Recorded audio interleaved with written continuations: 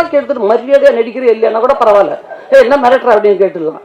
இது ஒன்றும் மிரட்டல் கிடையாது, உருட்டல் கிடையாது, பெரட்டல் கிடையாது. உண்மையிலே எனக்கு கண்ணில் தண்ணி வந்துருச்சு.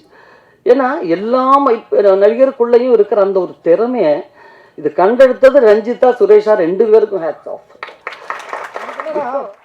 மஞ்சுமல் பாய்ஸோட வெற்றி வந்து என்னன்னு கேட்டிங்கன்னா அதோட இயல்பு தன்மை தான், ஒரு எளிமை தான். அந்த எளிமையை வந்து மக்கள் வந்து அதை அப்படியே அக்செப்ட் பண்ணிடுறாங்க. ஜேபேபி வந்து ஒரு பக்கா ரியலிஸ்டிக் மூவி. நீங்கள் அந்த படத்தை வந்து எந்த விதமான ஒரு கமர்ஷியல் என்ன சொல்கிறது, ஒரு சினிமா ஒரு எல்லாருக்கும் வணக்கம். ஏன்னா அவங்க பேரும் சேர்ந்து இருக்கிறதுனால மறக்காமல் சொல்லிட்டாங்க, அதுக்கு தான் தேங்க்ஸ். உண்மைதான், 10வது வயசுலேருந்து ஒரு பயணம் பண்ணும்போது ரொம்ப இப்படி திரும்பி பார்க்க வேண்டியிருக்கு. பட் எல்லா காலத்துலேயுமே எல்லா இண்டஸ்ட்ரியிலையும் ஏதோ படம் பண்ணிகிட்டு இருக்கிறதுனால ரொம்ப ஒரு கேப் எனக்கு ஃபீல் ஆனதில்லை. நான் வந்து என்ன சொல்கிறது, எல்லா ஜென்ரேஷனோடவும் ஒரே மாதிரி ட்ராவல் பண்ணிகிட்ருக்கேன். இந்த படம் ஜேபிபிங்கிற படம் என்னன்னு சொல்கிறது, இந்த படம் ஒத்துக்கிறதுக்கு ரொம்ப டைம் எடுத்துக்கிட்டேன். அதுதான் சுரேஷ்கிற ஒரு இயக்குனருடைய பொறுமையும், தனக்கு என்ன வேணுமோ அது பொறுமையாக சாதிச்சுட்டு தான் போவேங்கிற ஒரு ஆட்டம். பாவம் மாதிரி உட்காந்துருக்கிறாருன்னு நினைக்கிறீங்க. தனக்கு என்ன தேவைங்கிறது அந்த பாவமான முகத்தோடவே அப்படியே உட்கார்ந்து சாதிச்சு எடுப்பார். நான் திரும்ப இல்லை சுரேஷ், எனக்கு வந்து என்னமோ அந்த பேரம்பேத்திலாம் எடுத்து ஒரு கேரக்டர் பண்ணுறதுக்கான ஒரு மெச்சூரிட்டி பத்தலை. நான் ஸ்பீடாக நடப்பேன், ஸ்பீடாக பேசுவேன், அப்படி தான் பொதுவாக. கொஞ்சம் ஒரு மெச்சூர்ட் கேரக்டர்னும் போது கொஞ்சம் மெதுவாக நடக்கணும், மெதுவாக பேசணும், அதெல்லாம் ரொம்ப ஆர்டிஃபிஷியலாக இருக்கும். ஃபர்ஸ்ட் ஆஃப் ஆல் எனக்கு நடிக்கவே வராது. நல்லா நடிங்கன்னா நான் மாட்டிக்குவேன். அது எப்படி நல்லா நடிக்கிறது ரொம்ப யோசிக்க வேண்டியிருக்கும். எனக்கு நிறைய சில படங்கள்லாம் அப்போல்லாம் தெலுங்கு டைரக்டர்ஸ் எல்லாம் கூப்பிடும்போது, மேடம் இது பயங்கரமாக நடிக்கிற ஒரு கேரக்டர், இதை நல்லா நடிச்சிடுங்கன்னா, ஐயோ நடிக்க சொல்கிறாங்களே, அது எப்படி தான் நல்லா நடிக்கிறது, நீங்கள் இதுதான் கேரக்டர், நீங்கள் எதாவது பண்ணுங்கன்னா பரவாயில்ல, ஏதோ வர்ற மாதிரி ஏதோ பேசிட்டு போவேன். அப்படி நடிக்கிறோன்னே ஆஹா அப்படி சிந்தனை வந்து எனக்கு இது எனக்கு கேரக்டர் ரொம்ப பிடிச்சிருந்துச்சு. கொஞ்சம் நிறைய என்ன சொல்கிறது, ஸ்விங் ஆகிற மூடு இப்படியே ஸ்விங் ஆகிட்டு இருக்கிற ஒரு கேரக்டர். இந்த நேரத்தில் என்ன பண்ணுன்னு தெரியாது, அடுத்த சீனில் அப்படியே சிரிச்சுக்கிட்டே ஆரம்பிக்கிற மாதிரி இருக்கும், திடீர்னு கடைசியில் எழுதுகிறோம்.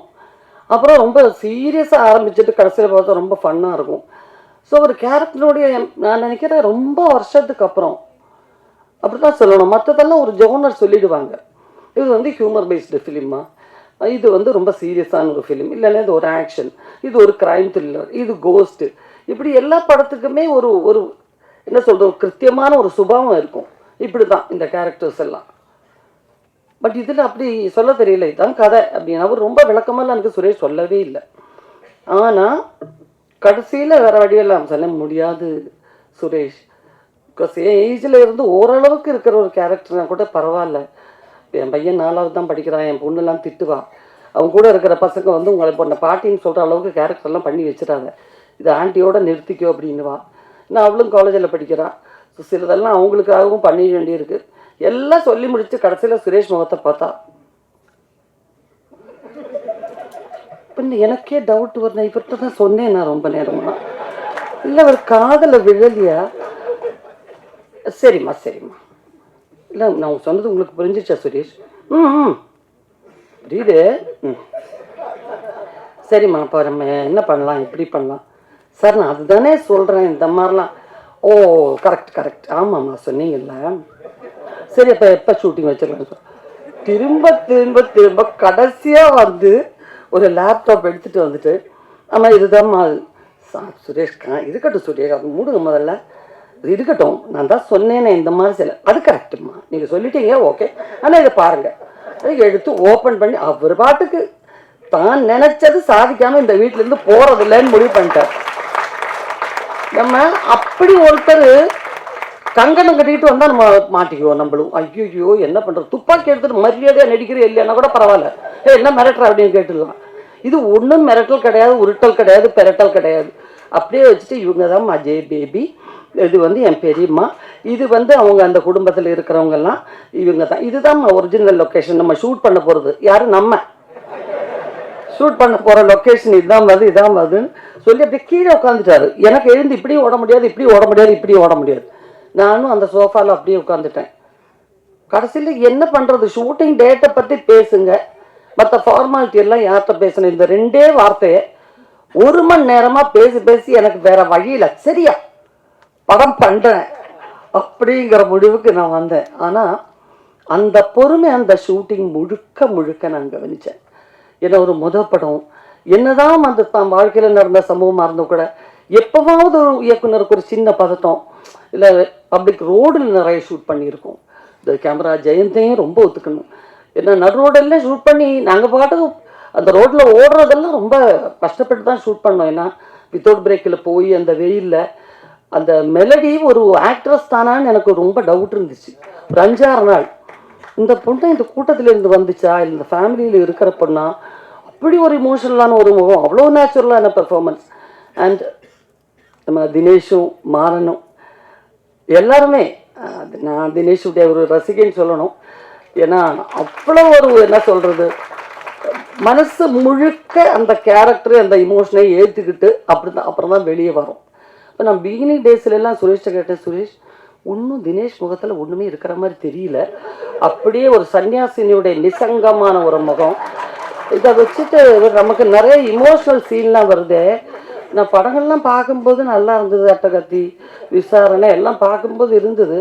அப்படி தான் இதில் இருக்கும் அதெல்லாம் இருக்கும், ஒன்றும் கவலைப்படாதீங்க. அந்த படத்தை பார்க்கும்போது உண்மையிலே அந்த இமோஷனில் சில சீன்ஸ் எல்லாம் எனக்கு சாதாரணமாக தெரிஞ்சு தர ஆக்ட் பண்ணும்போது. அப்புறம் தான் நினச்சேன், நம்மளே இப்படித்தான் நினைப்பாங்களோ, முகத்தில் ஒன்றும் சரியாக தெரியல. அதுக்கப்புறம் சொல்லணும்னா நம்ம மாறனுடைய பொதுவான ஒரு என்ன சொல்கிறது, அந்த ஒரு டீமே இல்லை இங்கே. நீங்கள் கலாய்க்கிறதுக்கு சுரேஷையும் கலாய்க்க முடியாது. ஏன்னா அதுக்கெல்லாம் ரொம்ப அப்பாற்பட்ட ஒரு முனிவர். அவர் வாட்டுக்கு நடந்து அவர் வாட்டுக்கு வந்து அவர் வாட்டுக்கு நின்று நீங்களாம் என்ன பெண்ணுங்கய்யா, நான் தோட முடிவு பண்ணி வந்துட்டேன், இதை எடுத்துக்கிட்டு தான் போகிறது அப்படின்னு. தினேஷ் வந்து மாறன் உட்கார்ந்துருக்கிறத பார்த்தாலே சிரிச்சுக்கிட்டே அப்படி ஆகிற ஒரு ஆள். எனக்கும் அதை பார்த்தீங்களா, அந்த கோழி குஞ்சு முட்டையிலேருந்து விரிஞ்சா மாதிரியே ஒரு முகத்தை வச்சுக்கிட்டு யாரை கலாய்க்கலான்னே இப்படி ஆராய்ச்சி பண்ணி, அதுவும் கல்கட்டாலாம் நம்ம வெளியூர் தெரியாத ஒரு ஊரில் ஷூட்டிங் போனால் அங்கே சாப்பாடு எப்படி இருக்கும், இல்லை அதை ஆர்டர் பண்ணி சாப்பிட்டுக்கலாம், இதை வாங்கி சாப்பிடலாம், இப்படியெல்லாம் ஒரு ஆசை இருக்கும். வாய்ப்பே இல்லை. கல்கட்டா வெறும் தித்திப்பாக கிடைக்கும் நிறைய. அப்புறம் மீன் குழம்புலையும் தித்திப்பு இருக்கும், எல்லாத்துலேயும் சர்க்கரை போட்டுருவாங்க. ஸோ அது எங்களுக்கு மெஸ்ஸில் நல்ல ஃபுட் அது வந்துட்டு இருக்குன்னு ஒரு சேஞ்சுக்காக சொல்கிறேன். அதில் வேற ஒரு மாதிரி என்னத்தான் இந்த ஊரில் வாங்கி சாப்பிட்றதே, 1/2 கிலோ பூண்டு 1/2 கிலோ வெங்காயம் வாங்கிட்டாயா, ஒன்றுமே கிடைக்கலன்னா பூண்டு வெங்காயமாக வாங்கி தின்பீங்க அப்படிங்கிற மாதிரி கவரில் கொண்டு வந்து வெங்காயத்தை எடுத்து வச்சு தின்னுட்டு இருப்பாங்க. ஒன்றுமே முடியலைன்னா அந்த பொண்ணு அசிஸ்டண்ட் டைரக்டர் பொண்ணு ஜெஸ்ஸி, அவளை கலாய்க்கிறது. இப்போ நான் இப்படியே பார்த்துட்டே இருப்பேன். ஏன்னா பாவம் ஒருத்தர் இப்படி இயலாமல், ஏன்னா அந்த சந்தானம் டீம்ல எல்லாம் கவுண்டர் பேசிக்கிட்டே இருப்பாங்க. இங்கே வேற வழியே இல்லை. நானும் வேற ஒரு மாதிரிங்க ஒரு மாதிரி அது ஒரு இதில் தானே மேக்கப்பில் தானே உட்காந்துருக்கேன். ஒன்றும் என்கிட்ட ஒன்றும் பேசுகிறாப்புல இல்லை. அப்புறம் அந்த பொண்ணை பற்றி, ஏமா அது என்ன லொடன்னு பேண்டை போட்டு தெரியுது மேடம், ஏன்பா, இல்லை அங்கே பாருங்களேன் எங்கள் வீட்டிலலாம் மாவு மிஷின் இருக்கும் பார்த்தீங்களா, அந்த துணி காணாமல் போகுது எங்கள் ஏரியாவில் இருக்குது, இந்த பொண்ணு தான் எடுத்துக்கிட்டு போய் பேண்ட்டு தைக்கிது போல இருக்கு. ஒரு வழி இல்லாமல் யாரை கலாய்க்கிறதுன்னு தெரியாமல் நாய்க்கு பூனைக்கெல்லாம் டப்பிங் பண்ணிக்கிட்டு இருந்தது ரோட்டில். பட் அவரே ஒரு ஸ்டேஜில் அந்த படத்தில் இமோஷனலாக நடித்து நான் படம் பார்க்கும்போது உண்மையிலே எனக்கு கண்ணில் தண்ணி வந்துருச்சு. ஏன்னா எல்லாம் நடிகருக்குள்ளேயும் இருக்கிற அந்த ஒரு திறமையை இது கண்டெடுத்தது ரஞ்சிதா சுரேஷா 2 பேருக்கும் ஹேட்ஸ் ஆஃப். பிகாஸ் பொதுவாகவே பாரஞ்சித்தனுடைய படங்கள் மேலே இருக்கிற எனக்கு இருக்கிற பெரிய ஈர்ப்பு என்னென்னா, அப்போ அந்த மெலடி சொன்ன மாதிரி அங்கே இன்னொரு ஆர்டிஸ்ட் அவங்களும் சொன்னாங்க, நிறம் இப்படி இருக்கணும், உருவம் இப்படி இருக்கணும், இந்த கான்செப்டுக்கெல்லாம் அப்பாற்பட்ட இந்த டோட்டல் ப்ரொடக்ஷனே அங்கேருந்து வர்ற ஒவ்வொரு படங்களும் அப்படி தான் இருக்கும். ஏன்னா எப்படி இவங்க ஆர்டிஸ்ட்டை செலக்ட் பண்ணுறாங்கன்னு நமக்கு வியப்பாக இருக்கும். ஆடிஷன் பண்ணலாம், எல்லாம் பண்ணலாம், இருந்தாலும் அவங்களுடைய உண்மையான அவங்களுக்குள்ளே இருக்கிற கண்டென்ட் இவ்வளோ இருக்குங்கிறத சொல்கிறது, கண்டுபிடிச்சு அதை வெளியே கொண்டு வர்றதுங்கிறது ஒரு பெரிய விஷயம். எத்தனை பேர் ஆர்டிஸ்ட் வந்திருப்பாங்க. இப்போ இதிலே பாருங்கள் எவ்வளோ பேர்னு, நிறைய பேர் ஆக்ட் பண்ணியிருக்காங்க. அதில் கொஞ்சம் பேர் தான் வந்திருக்காங்க, மீதியெல்லாம் யாரும் வரல. அவ்வளோ ஆர்டிஸ்ட்டுங்களை கொண்டு வந்திருக்காங்க. அண்ட் பொதுவான ஒரு விஷயத்தை எடுத்து அந்த கதை எப்படி நம்ம வெங்கட் பிரபு சொன்னது 100% correct.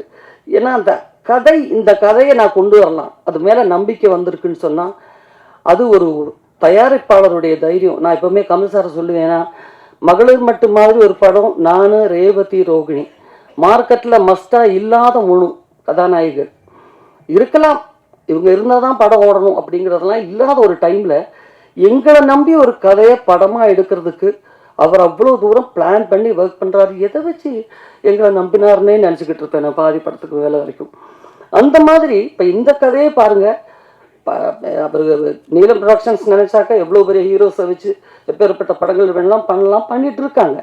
But at the same time இந்த ஒரு கதையை நம்பி இப்படி ஒரு படம் எடுத்தாருன்னு நினைக்கும் போது நான் டப்பிங் டைம்லாம் சுரேஷ்ட சொல்லுவேன், எப்படி சுரேஷ் நீங்கள் கூட திங்க் பண்ணும்போது ஃபஸ்ட்டு கிடச்சிருக்கு, நீலம் ப்ரொடக்ஷன்ஸ் மாதிரி நல்ல ஒரு ப்ரொடக்ஷன் உங்களுக்கு கிடச்சிருக்கு, ஏன் கொஞ்சம் அந்த மாதிரி ஒரு படம் ஏன் நீங்கள் பிளான் பண்ணலை?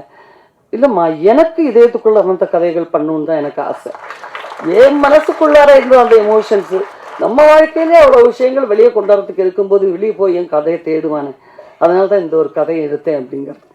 அண்ட் ஒவ்வொரு சீனும் அந்த ஒவ்வொரு லொக்கேஷனும் சாதாரண ஒரு ஃபிலிம் லொக்கேஷன் மாதிரி இல்லை, ஷூட்டிங் மாதிரி இல்லைன்னு ஒவ்வொருத்தரும் சொல்கிறதுக்கு காரணம் மினிமம் அளவில் இருக்கிற ரூம்ஸில் எல்லாம் ஷூட் பண்ணியிருக்கோம். அது ஜஸ்ட் அந்த கேமரா மட்டும்தான் வைக்க முடியும். அந்த மாதிரி ஒரிஜினல் லொக்கேஷனில் தான் ஷூட் பண்ணியிருக்கோம். சார் எனக்கு பதில் சொல்கிறீங்களா, அங்கே சொல்கிறீங்களா தெரியலையே. இல்லை நான் தான் என்கிட்ட சொல்கிறேன் வேறையா, ஓகே ஓகே ஓகே. அந்த மாதிரி நிறைய எடுத்திருக்காங்க. அது நீங்கள் பாருங்கள், நீங்கள் படம் பார்த்தீங்கன்னா தான் தெரியும். இது முழுக்க முழுக்க இயக்குனர் படங்க. அண்ட் ரஞ்சித்துடைய ஒரு டிசிப்ளின், ஒரு ப்ரொடக்ஷன் டிசிப்ளின் அப்படிங்கிறது எல்லாருமே தெரிஞ்சுக்க வேண்டிய விஷயம். சைலண்டாக வேலை நடக்கும், ஆனால் அந்த படத்தினுடைய குவாலிட்டிக்காக எந்த குறையும் அந்த படத்துக்கு வைக்க மாட்டார். இன்னும் ஒரு சின்ன பட்ஜெட் படம் தானே, இப்படி எடுத்தால் போதுங்கிறது இருக்கவே இருக்காது, எல்லா ஃபெசிலிட்டியும் இருக்கும். ஸோ அவங்க யூனிட்டில் நிறைய படம் ஒர்க் பண்ணணும்னு ஒரு வாரத்துலேயே அவ்வளோ ஆசை எனக்கு வந்துடுச்சு. ஸோ அந்த அளவுக்கு ஒரு நல்ல ப்ரொடக்ஷன், அவங்க நிறைய படம் எடுக்கணும், நிறைய ஆர்டிஸ்டுகளை கொண்டு வரணும். அண்ட் சுரேஷ், நீங்கள் ஒரு கிரேட் பர்சனாலிட்டி அண்ட் ரொம்ப டேலண்டட் டைரக்டர். நாளைக்கு பெரிய லெவலுக்கு வருவீங்க கண்டிப்பாக. எல்லா மொழியிலையும் படம் பண்ணக்கூடிய அளவுக்கு ஒரு பெரிய டைரக்டர் அவர் வரணும். எல்லாருடைய வாழ்த்துக்கள் இருக்கணும். எல்லாருக்கும் வந்தவங்க அத்தனை பேருக்கு நன்றி. படத்தை பார்த்துட்டு சொல்லுங்கள், கண்டிப்பாக நாங்கள் எல்லாம் சும்மா சொல்ல மாட்டோம் அப்படிங்கிறது உங்களுக்கு படம் பார்த்ததுக்கப்புறம் ஃபீல் ஆகும். நன்றி, வணக்கம். சான்ஸ் கொடுத்தா அவங்க producer Ranjith sir and director Suresh sir ரொம்ப தேங்க்யூ வெரி மச். அண்ட் எனக்கு லைக் நீலம் ப்ரொடக்ஷன்ஸில் தான் ஃபஸ்ட் படம் பண்ணுறேன். எனக்கு ஸோ அதுமாரி ரொம்ப பெருமையாக இருக்குது. ஸோ நீலம் ப்ரொடக்ஷன்ஸ் ஒரு படம் பண்ணுறது, ஸோ எனக்கு ரொம்ப நாள் ஆசை இந்த மாதிரி படம் பண்ணணுன்னு. ஸோ எனக்கு சான்ஸ் கிடச்சது வந்து like thank you very much for that. And இந்த படம் ஷூட்டிங் வந்து லைக் கொஞ்சம் ஒரு அட்வென்ச்சர் மாதிரி தான் எங்களுக்கு. ஸோ ரொம்ப ரொம்ப ஒரு சேலஞ்சிங் சுச்சுவேஷன், லைக் கொஞ்சம் ஒரு கஷ்டமான லொக்கேஷன்ஸ்லாம் ஷூட் பண்ணியிருக்கோம். ஸோ அதுக்கு வந்து லைக் எங்கள் director Suresh sir, then actors and assistants like எல்லாருமே ரொம்ப பேஷனேட்டாக ஒர்க் பண்ணியிருக்கோம். ஸோ அது ரொம்ப ஒரு லைக் சம்டைம்ஸ் எங்களுக்கு வந்து லைக் சுச்சுவேஷன்ஸ் லைக் ரொம்ப எதிர்பார்க்காத சுச்சுவேஷன்ஸும் நிறையா வந்தது. பட் ஸ்டில் ரொம்ப சின்சியராக ரொம்ப பேஷனேட்டாக எல்லோரும் ஒர்க் பண்ணோம், இன்க்ளூடிங் ப்ரொடக்ஷன். ஸோ அது நீங்கள் லைக் படம் பார்த்தாலே தெரியும். லைக் சம்டைம்ஸ் அதில் லொக்கேஷன்ஸ்லாம் வந்து எப்படி ஷூட் பண்ணணுன்னே தெரியல, லைக் எப்படி ஷூட் பண்ண போகிறோம் அந்த மாதிரியே தெரியல. பட் ஸ்டில் கொஞ்சம் ஒரு பிளைண்டாக ஒரு தைரியமாக போய் ஷூட் பண்ணோம் அந்த மாதிரி சில லொக்கேஷன்ஸ்லாம். ஸோ நீங்கள் படம் பார்த்தாலே தெரியும். ஸோ டைரக்டர் சுரேஷ் சார் வந்து பயங்கர ஒரு வெரி பேஷனேட், லைக் சினிமா வந்து ரொம்ப பேஷனேட்டாக பார்க்குறவர், ரொம்ப ரசித்து பார்க்குறவங்க. ஸோ அவங்க சாரோட லைக் மேக்கிங்லேயும் அதே மாதிரி அந்த ஒரு பேஷன் இருக்கும். ஸோ அது எங்களுக்கு வந்து அவ்வளோ ஒரு லைக் ரொம்ப எக்ஸ்ட்ராவாக நம்மளே நிறைய எஃபோர்ட் போட்டு பண்ணணும்னு எல்லோரும் ரொம்ப ஆட்டோமேட்டிக்காக ரொம்ப இன்ட்ரெஸ்ட் வந்துடும் அது. ஸோ ரொம்ப என்ஜாய் பண்ணி பண்ணோம். ஸோ படம் ரிலீஸ் ஆகுது, கண்டிப்பாக தியேட்டரில் பாருங்கள். ஷுவர். தேங்க்யூ. யதார்த்தமான உடைகளை படத்துக்கு அமைத்து கொடுத்த காஸ்டியூம் டிசைனர் ஏகாம்பரம் அவர்களை பேச அழைக்கிறோம். எல்லாருக்கும் காலை வணக்கம். இந்த படம் பார்த்திங்கன்னா வந்து எல்லாருக்குமே அம்மானா ரொம்ப பிடிக்கும். இந்த அம்மாவை பற்றி தான் இந்த படம் ஃபுல்லாகவே இருக்கும். ஸோ நம்ம லைஃப்பில் நம்ம அம்மாவை கிட்ட வந்திருப்போம். ஒவ்வொரு நிமிஷம் பார்த்திங்கன்னா அதில் ஒவ்வொரு சென்ஸ் ஆஃப் வியூவும் பார்த்திங்கன்னா நம்ம அம்மா கிட்ட இழந்த விஷயங்கள் எல்லாமே வந்து நம்ம சென்னையில் இங்கே ஒர்க் பண்ணுறோம். இந்த படம் பார்த்த பிறகு தான் வந்து எனக்கு கூட பார்த்திங்கன்னா நிறைய என் அம்மாவுக்கு நான் நிறைய பாசத்தை மிஸ் பண்ணுறேன், அவங்களோட விஷயங்கள் நிறையா மிஸ் பண்ணேன். எல்லாருக்குமே அந்த ஃபீல் கண்டிப்பாக இந்த படம் நிவர்த்தி பண்ணணும்னு நான் நினைக்கிறேன். ஸோ இந்த படம் கொடுத்த எனக்கு சான்ஸ் கொடுத்த டைரக்டர் சுரேஷ் மாரி சாருக்கு ரொம்ப நன்றி, நீலம் ப்ரொடக்ஷன் ரஞ்சித் சாருக்கு ரொம்ப நன்றி, படத்தில் ஒர்க் பண்ண டெக்னீஷியன் எல்லாமே ரொம்ப நல்லா பண்ணியிருக்காங்க, செம்ம கோஆப்ரேட் பண்ணியிருக்காங்க. ஸோ எல்லாருக்குமே ரொம்ப நன்றி. ஸோ உங்களுக்கும் படம் ரொம்ப ரொம்ப பிடிக்கும். ஸோ எல்லோரும் தியேட்டர் வந்து பாருங்கள். Thank you very much. அடுத்து பேச அழைக்கிறோம். அசுரன் படம் மூலம் அறிமுகமானவர், பேபி படம் இவரை பேச வைக்கும் இஸ்ரத் அவர்களை சில வார்த்தைகள் பேச அழைக்கிறோம். இஸ்ரத் பானு. இஸ்மத் பானு வாங்க.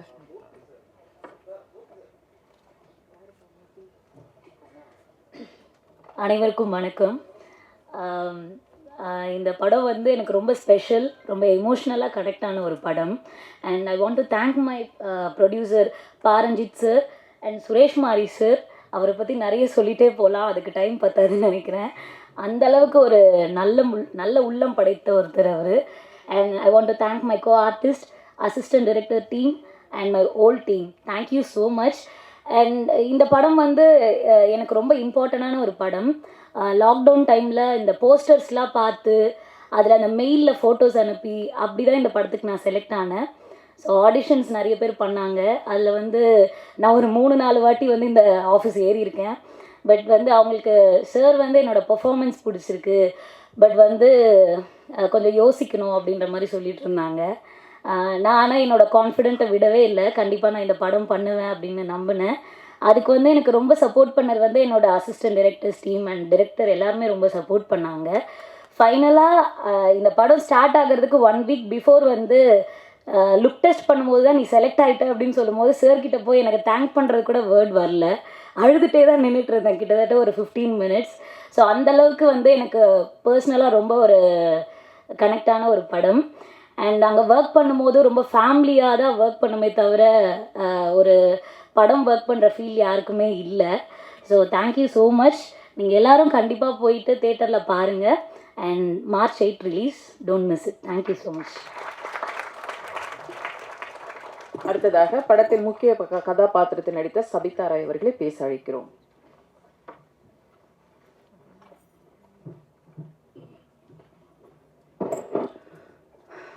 அனைவருக்கும் வணக்கம். ஃபர்ஸ்ட் ஆஃப் ஆல் இந்த மேடையில் எனக்கு வாய்ப்பு கிடைத்து நான் நடித்து இந்த மேடையில் நிற்கிறதுக்கு காரணமான 3 பேருக்கு ஃபர்ஸ்ட் ஆஃப் ஆல் ரொம்ப நன்றி சொல்ல கடமைப்பட்டிருக்கேன். ஃபர்ஸ்ட் ரஞ்சித் அவர்கள், நன்றி சார். 2வது அதியன் சார், நன்றி. 3வது தினகரன் சார். இவங்க 3 பேர் இல்லைனா இந்த படத்தில் நான் இல்லை. ஸோ அதுக்கு ரொம்ப ரொம்ப ரொம்ப நன்றி. ஓகே, எல்லாரும் எல்லா விஷயமும் பேசிட்டு இருக்காங்க. மெயினாக ஒரு விஷயத்தை பற்றி பேசணும்னு நான் நினைக்கிறேன். அதிகமாக டைம் எடுத்துக்க விரும்பலை. நீலம் பற்றி பேசி ஆகணும். நீலம் பொறுத்த வரைக்கும் பார்த்தீங்கன்னா ரொம்ப பெருமையாக, ரொம்ப மனமகிழ்ச்சியாக தலை நிமிர்த்து சொல்ல வேண்டிய ஒரு விஷயம் என்னென்னு பார்த்தீங்கன்னா, மற்ற ப்ரொடக்ஷன்ஸ் பற்றி நம்ம பேசணுன்றதெல்லாம் இல்லை. பொதுவாக ஏன்னா எல்லா ப்ரொடக்ஷனையும் நாங்களும் நடிக்கிறோம். நீலம் பொறுத்த வரைக்கும் பார்த்தீங்கன்னா பெண் கதாபாத்திர நடிகைகள், ஹீரோயின்ஸ், ஓவர் நிறம் பார்க்கப்படாது, அதான் கலர் பார்க்கப்படாது, அவங்க எப்படி பர்சனாலிட்டி இருக்காங்கன்னு பார்க்கப்படாது. அவங்க பார்க்குற ஒரே விஷயம் 2 விஷயம், திறமை மற்றும் உழைப்பு. இது 2ஐயும் பார்த்து தான் இந்த நீலமில் நடிக்கிற நடிகைகள் எல்லாருமே நான் வந்து பார்த்துட்ருக்கேன். இது வரைக்கும் நீலம் ப்ரொடக்ஷனில் நடித்த எல்லா நடிகைகளும் அவங்க அப்படி தான் நான் வந்து செலக்ட் பண்ணிகிட்டு இருக்காங்க. நான் அப்படி தான் பார்த்துட்டு இருக்கேன். ஸோ அதுக்கு ரொம்ப பெரிய நன்றி நீலம் ப்ரொடக்ஷனுக்கு. முக்கியமான ஒரு நபர் சுரேஷ் மாரி சார். அவருடைய பொறுமை வந்து இந்த இடத்துல கண்டிப்பாக பேசப்பட்டே ஆகணும். இப்படி ஒரு பொறுமையான மனுஷனை லைஃப்பில் வந்து சினிமா துறையில் பார்க்குறது ரொம்ப ரொம்ப ரொம்ப பெருமையான ஒரு விஷயம். ஏன்னு கேட்டிங்கன்னா, ஸ்பாட்டில் வந்து அவ்வளோ பொறுமையாக ஒரு தப்பே பண்ணாலுமே அந்த விஷயங்களை வந்து பொறுமையாக தான் அவர் சொல்வாரே தவிர ரொம்ப ஹார்ஷாக பேசுறது, ஒருத்தவங்களை டக்குன்னு காயப்படுத்தி பேச தெரியாத ஒரு மனிதர். சார், உங்களோட வெயிட்டிங் பீரியட் வந்து ரொம்ப ரொம்ப ரொம்ப பெருசு சார். பொற்காலமான waiting period. கண்டிப்பாக ஜேபேபி உங்களுக்கு தமிழ் சினிமாவில் ஒரு முக்கியமான இயக்குனர்ன்ற ஒரு இடத்த பெற்றுக் கொடுக்கும். அந்த அளவுக்கான ஒரு பொறுமையான நல்ல திறமைசாலியான மனிதர். ஊர்வசி அம்மா, தமிழ் சினிமாவில் நான் வந்து பார்க்குற 3 வியந்து பார்க்குற நடிகைகள் சாவித்ரி அம்மா, மனோரமா ஆச்சி, ஊர்வசி அம்மா. இவங்க 3 பேரும் தான் என்னுடைய பிக்கெஸ்ட் இன்ஸ்பிரேஷன். ஸோ இன்னைக்கு வந்து விஜயகாந்த் சார் இறந்ததுக்கு அப்புறம் அவருக்கு பத்மபூஷன் விருது, அந்த விருது, இந்த விருதுன்னு கொடுக்குறாங்க. தயவு செய்து இந்த மாதிரி ஒரு அற்புதமான கலைஞர்களாக வாழும் போதே அவார்டுகளை அள்ளி குவிங்க அவங்களுக்கெல்லாம். அப்படிப்பட்ட ஒரு யதார்த்தமான நடிகை. எப்படின்னு நான் சொல்கிறேன்னு கேளுங்க. கிளைமேக்ஸில் வந்து ஒரு சீன் நாங்கள் நடிச்சிட்டு இருக்கோம். கிளைமேக்ஸ் ப்ரீ கிளைமேக்ஸ் மாதிரி ஒரு சீனு. அது எல்லாருக்குமே தெரியும், இங்கே இருந்த எல்லாருக்குமே தெரியும். அழுகணும், அந்த சீனுக்கு வந்து அம்மா வந்து அழுகணும் பயங்கரமாக. பேசிக்கிட்டே இருக்காங்க ஆனால் அழுதுடுறாங்க வித்தவுட் கிளிசரின். ஸோ இந்த மாதிரி ஒரு மிகச்சிறந்த நடிகைலாம் நீங்கள் அது வந்து ஒரு தடவை 2 தடவை கிடையாது, எவ்வளோ தடவை அவங்க அந்த ரீடேக் போனாலும் அவ்வளோவும் அழுதாங்க. ஸோ ரொம்ப ரொம்ப ரொம்ப மகிழ்ச்சிமா அவங்க கூட இந்த படத்தில் நடித்ததில். மற்றபடி கூட நடித்த தினேஷ் சார் ஆகட்டும், மாறன் சார், எங்களோட கேமராமேன் டீம், அப்புறமேட்டு காஸ்டியூம் எடிட்டர் டீம்ஸ், அப்புறம் எங்களோட ADs, have to thank Dinakaran sir, அப்புறம் Senthil sir, Jessie, Michael sir, Ravi sir, எல்லாருக்குமே ரொம்ப பெரிய நன்றி. ரொம்ப ரொம்ப ரொம்ப மகிழ்ச்சி இந்த மேடையில் சந்திக்கிறதுக்கு உங்கள் எல்லாரையுமே. லாஸ்ட்டாக ஒரே ஒரு விஷயம் சொல்லிட்டு போகணுன்னு நினைக்கிறேன். மஞ்சுமல் ஓகே சார்,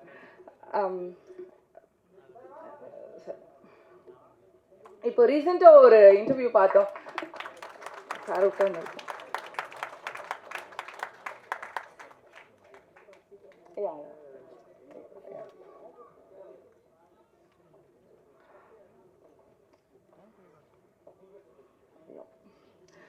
லாஸ்ட்டாக ஒரே ஒரு விஷயத்த மட்டும் சொல்லிட்டு போகணும்னு நினைக்கிறேன், டைம் எடுத்துக்க விரும்பல. மஞ்சுமல் பாய்ஸில் நடித்த விஜய் முத்து அப்படின்ற ஒரு நடிகருடைய இன்டர்வியூ இப்போ பார்த்தோம்.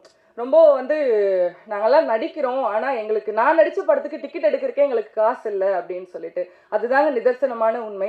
இன்றைக்கி வந்து நிறைய பேர் வந்து யூடியூபர்ஸ், இன்ஃப்ளூயன்சர்ஸ்ன்னு சொல்லிட்டு நிறைய பேருக்கு வந்து வாய்ப்புகள் கொடுக்குறீங்களா, அதில் தவறுன்னு சொல்லிக்கிறதுக்கான விஷயம் இல்லை, திறமை இருக்குன்ற அடிப்படையில் தான் கொடுக்குறீங்க. பட் சினிமா சினிமா சினிமா இதை மட்டுமே நம்பி இருக்க எங்கள் எல்லாருமே கூட கொஞ்சம் கொஞ்சம் பாருங்கள். நன்றி, வணக்கம், தேங்க்யூ ஸோ மச். அடுத்து படத்தின் முக்கிய கதாபாத்திரத்தில் நடித்த மெலடி டாக்டர்ஸ் அவர்களை பேச அழைக்கிறோம்.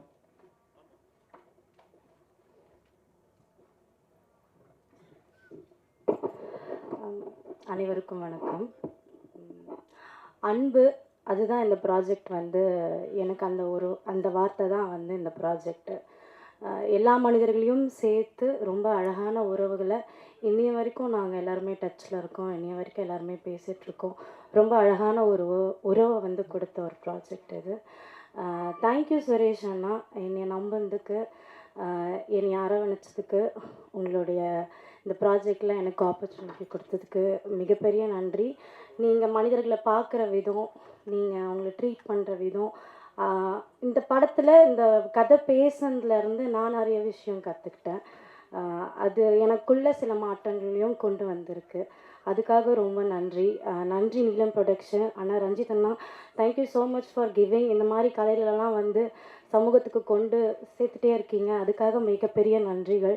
இதில் நிறைய உழைப்பு இருக்குது, நிறைய பேர் பயங்கரமாக உழைச்சிருக்கோம், ஒரு மிகப்பெரிய தேடுதல் இருக்குது, மிகப்பெரிய காத்திருப்பு இருக்குது. நம்ம ரொம்ப வேகமாக கடந்து போயிட்டுருக்கோன்னு நினைக்கிறேன். உறவுகளெல்லாம் வந்து உட்காந்து பேசி அவங்க சொல்கிறத கேட்குறதுக்கோ காலங்களை தாண்டி ஓடிட்டே இருக்கோன்னு நினைக்கிறேன். அந்த உறவுகள் எவ்வளோ ரொம்ப முக்கியமானது அப்படின்றத பேசுகிற ஒரு நல்ல படம் இது. ப்ளீஸ் போய் படம் பாருங்கள் தேட்டரில். கண்டிப்பாக இந்த படம் உங்ககிட்ட பேசும், என்கிட்ட பேசி எங்கள் எல்லார்கிட்டையுமே பேசி. வாய்ப்புக்கு நன்றி. எல்லோருக்கும் வணக்கம். ரொம்ப நெகிழ்வாக இருக்குது. நான் ஒவ்வொரு மேடைகளையும் இதை சொல்கிறது வந்து, இப்போ சுரேஷ் அண்ணனா என்னோடய அண்ணனாக தான் பார்க்குறேன். ஸோ ஒரு அண்ணனுடைய படத்துக்கு வந்து நிற்கிற மாதிரி தான் இந்த மேடையில் நிற்கிறேன். இன்னும் ரொம்ப எனக்கு யோசித்து பார்க்கும்போது ஒரு விஷயம் சொல்லும்போது, ஊர்வசியை போன்று ஒரு ஆகச்சிறந்த திரையாளுமைகளோடு இந்த மேடையை பகிர்ந்துக்கலாம் ரொம்ப எனக்கு சந்தோஷமாக இருக்குது ஆக்சுவலாக. ஏன்னா இந்த ஸ்கிரிப்டை வந்து சுரேஷ் நான் வந்து என்கிட்ட திரைக்கதையாக படிக்க கொடுக்கும் பொழுது நான் வாசித்தேன். அதில் 2 விஷயம் எனக்கு மெயினாக தோணுச்சு. என்னென்னா, இந்த திரைக்கதை வந்து ரொம்ப ஒரிஜினலாக இருந்தது. ஒரிஜினலாக என்ன சொல்கிறேன்னா, சினிமாக்கள் திரைப்படங்கள் பார்த்து பார்த்து ஒரு திரைக்கதை எழுதும்பொழுது நம்மை மீறி அதில் சில கிளிஷேஸ் வந்து உள்ளே வந்துடும். நம்ம பார்த்த சினிமாக்களுடைய சப்கான்ஷியஸ் வந்து உள்ளே அப்ளை ஆகிடும். ஆனால் இந்த திரைக்கதை வந்து ஒரு மனித வாழ்வினுடைய அபத்தங்களை வந்து இவ்வளோ உணர்வுபூர்வமாக சொல்லக்கூடிய ரொம்ப ஒரிஜினலாக அவர் எழுதியிருந்தார். ஸோ அதை படித்து முடிச்சோன்னா அவர் கேட்ட ஒரே கேள்வி அவர்கிட்ட, அந்த அம்மா கேரக்டர் யார் நான் பண்ண போகிறேன் அப்படின்ற மாதிரி தான் நான் அவர்கிட்ட கேட்டேன் நான்.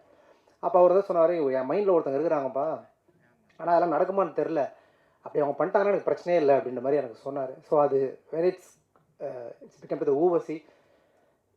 I really moved. ஏன்னா அவங்க அந்த படத்தை வந்து, இப்போ நான் அந்த ஒரு சீன் நான் படம் பார்க்கல, அந்த போலீஸ்காரர்களோட அவங்க அந்த பேசுகிற சீனில் அந்த மேட்னஸ் வெளிப்பட்ட தருணம் வந்து பயங்கர ஃபெனாமினலாக இருந்தது. இந்த படம் கண்டிப்பாக ஒரு வெற்றி படம் அமையக்கூடிய ஒரு சான்றாக தான் வந்து அந்த காட்சியை வந்து நான் வந்து பார்த்தேன். ஸோ ஒரு தாய்மை என்கிற உணர்வு இந்த சமகாலத்தில் நமக்கு அதன் மீது என்ன பொருள் வச்சுருக்குறோங்கிற ஒரு கேள்வி நம்ம எல்லாருக்குமே இருக்குது. இப்போ அம்மாக்களை இப்போ அந்த படத்தோடைய ப்ரொமோஷனில் அவங்க பயங்கரமான ஒரு டேக்லைன் போட்டிருந்தாங்க, நம்ம அம்மாவை கடைசி எப்போ சினிமாவுக்கு நம்ம கூட்டு போனோங்கிற கேள்வி நமக்குள்ள ஒரு குற்ற உணர்வும் திரும்பவும் நம்மளுடைய அன்பை ஒரு மீட்டுருவாக்கம் செய்து பார்க்கக்கூடிய ஒரு தருணத்தை தான் வந்து இந்த படம் வந்து உருவாக்கிருக்குன்னு எனக்கு தோணுது. ஸோ படத்தில் வேலை செய்த எல்லா கலைஞர்களுக்கும் என்னுடைய வாழ்த்துக்கள். குறிப்பாக வந்து நீலம் ப்ரொடக்ஷனில் வர திரைப்படங்களின் மீது இருக்கிற ஒரு பொது புத்தியை நம்ம தொடர்ந்து உடைச்சிட்டே வரோம். ஜே பேபி அப்படி உடைக்கக்கூடிய ஒரு திரைப்படம் தான். கண்டிப்பாக இந்த படங்களை நம்ம அம்மாக்களோடய போய் பார்க்கணுன்னு நான் வந்து விரும்பி படக்குழுவினர்களுக்கு என்னுடைய வாழ்த்துக்களை தெரிவித்துக் கொள்கிறேன். நன்றி, வணக்கம், தேங்க்யூ. அடுத்து நாம் பேச அழைக்கிறோம் கவுண்டர் காமெடியில் கரண்டி போட்டு கலக்கியவர், இன்னும் நீ பைத்தியக்காரனாவே நினைச்சிட்டு இருக்கேன்ல, வாரி தெரித்த வசனம். ஜே படம் பார்த்த பிறகு தேர்ந்தெடுத்த கேரக்டர் ஆர்டிஸ்டாகவே மாறனின் மறுபக்கம் தெரிய வரும். வடக்குப்பட்டிக்கு பிறகு பட்டியல் போடும் பல படங்கள். மகிழ்வோடு மாறனை இப்போது கவுண்டரோடு அழைக்கிறோம், வாருங்கள்.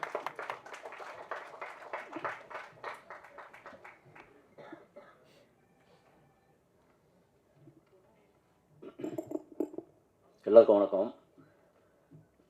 உங்களுக்கு எல்லாருக்குமே ஒரு ஆச்சரியம் இருக்கும், எப்படா நீலம் ப்ரொடக்ஷனில் நான் அப்படின்னு. ஏன்னா நல்லா நடிக்க தெரிஞ்சவங்க, நல்ல படங்கள், அந்த மாதிரியான லிஸ்ட்டில் வந்து நம்ம எப்படி வந்தோன்னா நம்ம காமெடி அப்படின்னு தான் உங்கள் எல்லாருக்கும் தெரியும்.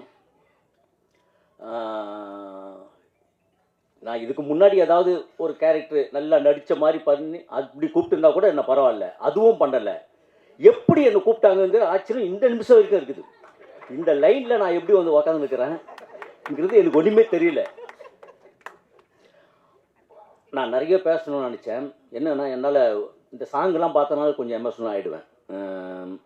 இந்த படத்துக்குள்ள வந்து சொல்கிற விஷயங்கள் வந்து நிறைய இருக்குது. இந்த படம் ரிலீஸுக்கு அப்புறம் சொன்னால் தான் உண்டு, ஏன்னா நிறைய விஷயங்கள் சொல்லக்கூடாதுன்னு இருக்குது. நான் நிறைய விஷயங்கள் வந்து நான் உங்களுக்கு ரிலீஸுக்கு அப்புறம் பேசுகிறேன். எல்லாருக்கும் நன்றி, வணக்கம். நன்றி, அந்தளவுக்கு உங்களோட கான்ஃபிடென்ட் இருக்கு, வாழ்த்துக்கள். அடுத்து நான் பேச அழைக்கிறோம் அட்டகத்தி தந்த அட்ரஸ் விசாரணை 2ஆம் உலகப் போர் என்று இருந்த இடம் தெரியாமல் 20 படங்களுக்கு மேல் நடித்தவர், அதிகம் பேசாதவர், அதிரவும் பேசாதவர், பேபி மகனாக சங்கராக சரியான தேர்வு. அழைக்கிறோம் அட்டகத்தி தினேஷ் அவர்களை. ரொம்ப சந்தோஷம் எல்லாரையும் பார்க்குறது. ரொம்ப நாளுக்கு அப்புறம் மீட் பண்ணுறோம். அண்ட் வெங்கட் பிரபு சார் இங்கே வந்து அட்டகத்தி அப்போ ஷூட் அப்பயே நான் எதிர்பார்த்தேன். அது ரொம்ப வருஷத்துக்கு அப்புறம் இப்போ இங்கே வந்திருக்காரு. அது ஒரு மாதிரி எனர்ஜி எல்லாருக்கூடையும் இருக்கிறதே சந்தோஷம்தான். அண்ட் ஜே பேபி அந்த வெயிட் இல்லை, நம்ம கொஞ்சம் வெயிட் போட்டிருந்தோம். ஆனால் படத்துக்காக அந்த வெயிட்டை கொஞ்சம் அதிகம் பண்ணி காமிச்சிடுது. இப்போ திருப்பி நார்மல் ஆகிட்டுருக்கு.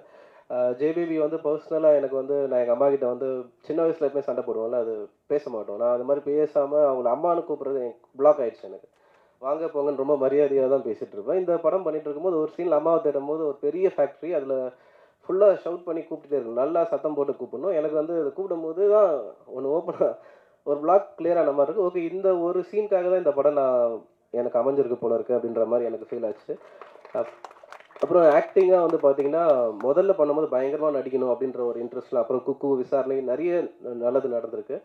அப்போ நிறைய கற்றுக்கணும், புதுசாக என்னென்ன பண்ணணும் அப்படின்ற மாதிரிலாம் இருந்துச்சு. ஆனால் இப்போது லைஃப் ஒரு எக்ஸ்பீரியன்ஸ் கொடுத்துருக்கோம். இப்போ பார்க்கும்போது அதை நம்ம எவ்வளோ சிம்பிளாக பண்ண முடியும், எவ்வளோ லேஸாக ஒரு விஷயத்தை வந்து நம்ம கடத்த முடியும், அதை எவ்வளோ ஈஸியாக கொடுக்க முடியுன்ற ஒரு அந்த ஐடியா இருக்குது. அப்படி தான் நான் ஒரு லாஸ்ட் 3 படமும் அப்படி தான் ஒர்க் பண்ணியிருக்கேன். ஹோப்ஃபுல்லி அது உங்களை கனெக்ட் பண்ணணும்னு நான் நம்புகிறேன். சுரேஷ் அண்ணா அண்ட் ரஞ்சித் சார் டீம் எல்லாருக்குமே வந்து நான் தேங்க் பண்ணுறேன். Thank you very much. தேங்க்யூ. அடுத்து பேச வருபவர் தளபதி இருவரையும் இயக்கும் வாய்ப்பு பெற்றவர், இளைய தலைமுறையர் விரும்பும் விபி, கிரவுண்ட் ஆனாலும் ஃப்ரெண்ட் ஆனாலும் மங்காத்தா ஆடும் பார்ட்டி, பிடித்த இடம் கோவா, பிடித்த உணவு பிரியாணி. இவரின் மாநாட்டிற்கு பிறகு எகிரும் எதிர்பார்ப்பு இளைய தளபதியின் கோட் பேபியை தன்னுடைய மாணவனை வாழ்த்த வந்திருக்கும் வெங்கட் பிரபு அவர்களை பேச அழைக்கிறோம்.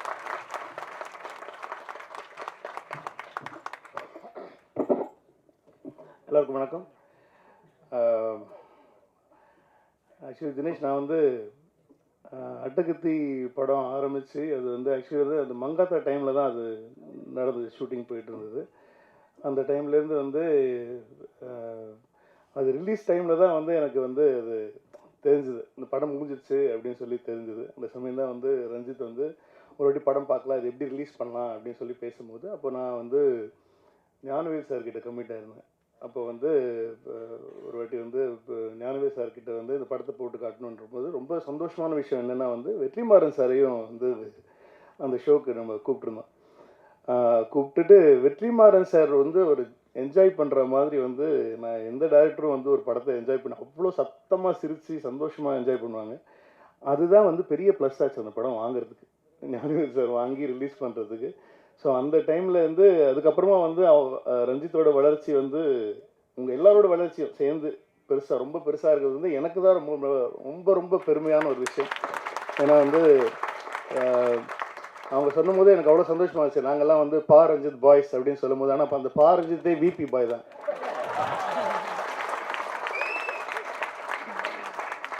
நிஜமாக ரொம்ப சந்தோஷமாக இருக்குது. ஆனால் ஏன்னா நாங்கள் எல்லாமே ஐ மீன் அவங்க முன்னாடி சின்ன சின்ன படங்களில் வந்து அசிஸ்டண்ட்டாக ஒர்க் பண்ணியிருக்காங்க. பட் ஆனால் வந்து நாங்கள் ஒரு குடும்பமாக சேர்ந்தது வந்து சென்னை 6,28,000 தான். ஸோ அதில் தான் வந்து நாங்கள் ஒரு ஃபேமிலியாக சேர்ந்தோம். ஸோ அதுலேருந்து ஒருத்தராக வந்து டைரக்டராகி வெற்றி பெறும்போது வந்து அது அதிக சந்தோஷம் எனக்கு தான், பெருமையும் எனக்கு தான். அதாவது வந்து நிறைய பேர் சொன்னாங்க சுரேஷோட என்ட்ரி ரொம்ப லேட்டுன்னு சொல்லிட்டு. அது நிஜமாகவே உண்மையான ஒரு விஷயம். சுரேஷ் எல்லாமே நாங்கள் சென்னை 28 தான் ஆரம்பித்தோம். சுரேஷை நாங்கள் அறிமுகப்படுத்துறது பின்னாடி உட்காந்துருக்க அரவிந்த் ஆகாஷ், ஏரியா பசங்க அவங்க 2 பேரும். ஸோ அரவிந்த் ஆகாஷ் எனக்கு சான்ஸ் கொடு படத்தில் நடிக்கன்ற போது ஃபஸ்ட்டு சென்னை 28 அவனுக்கு சான்ஸ் கிடையாது.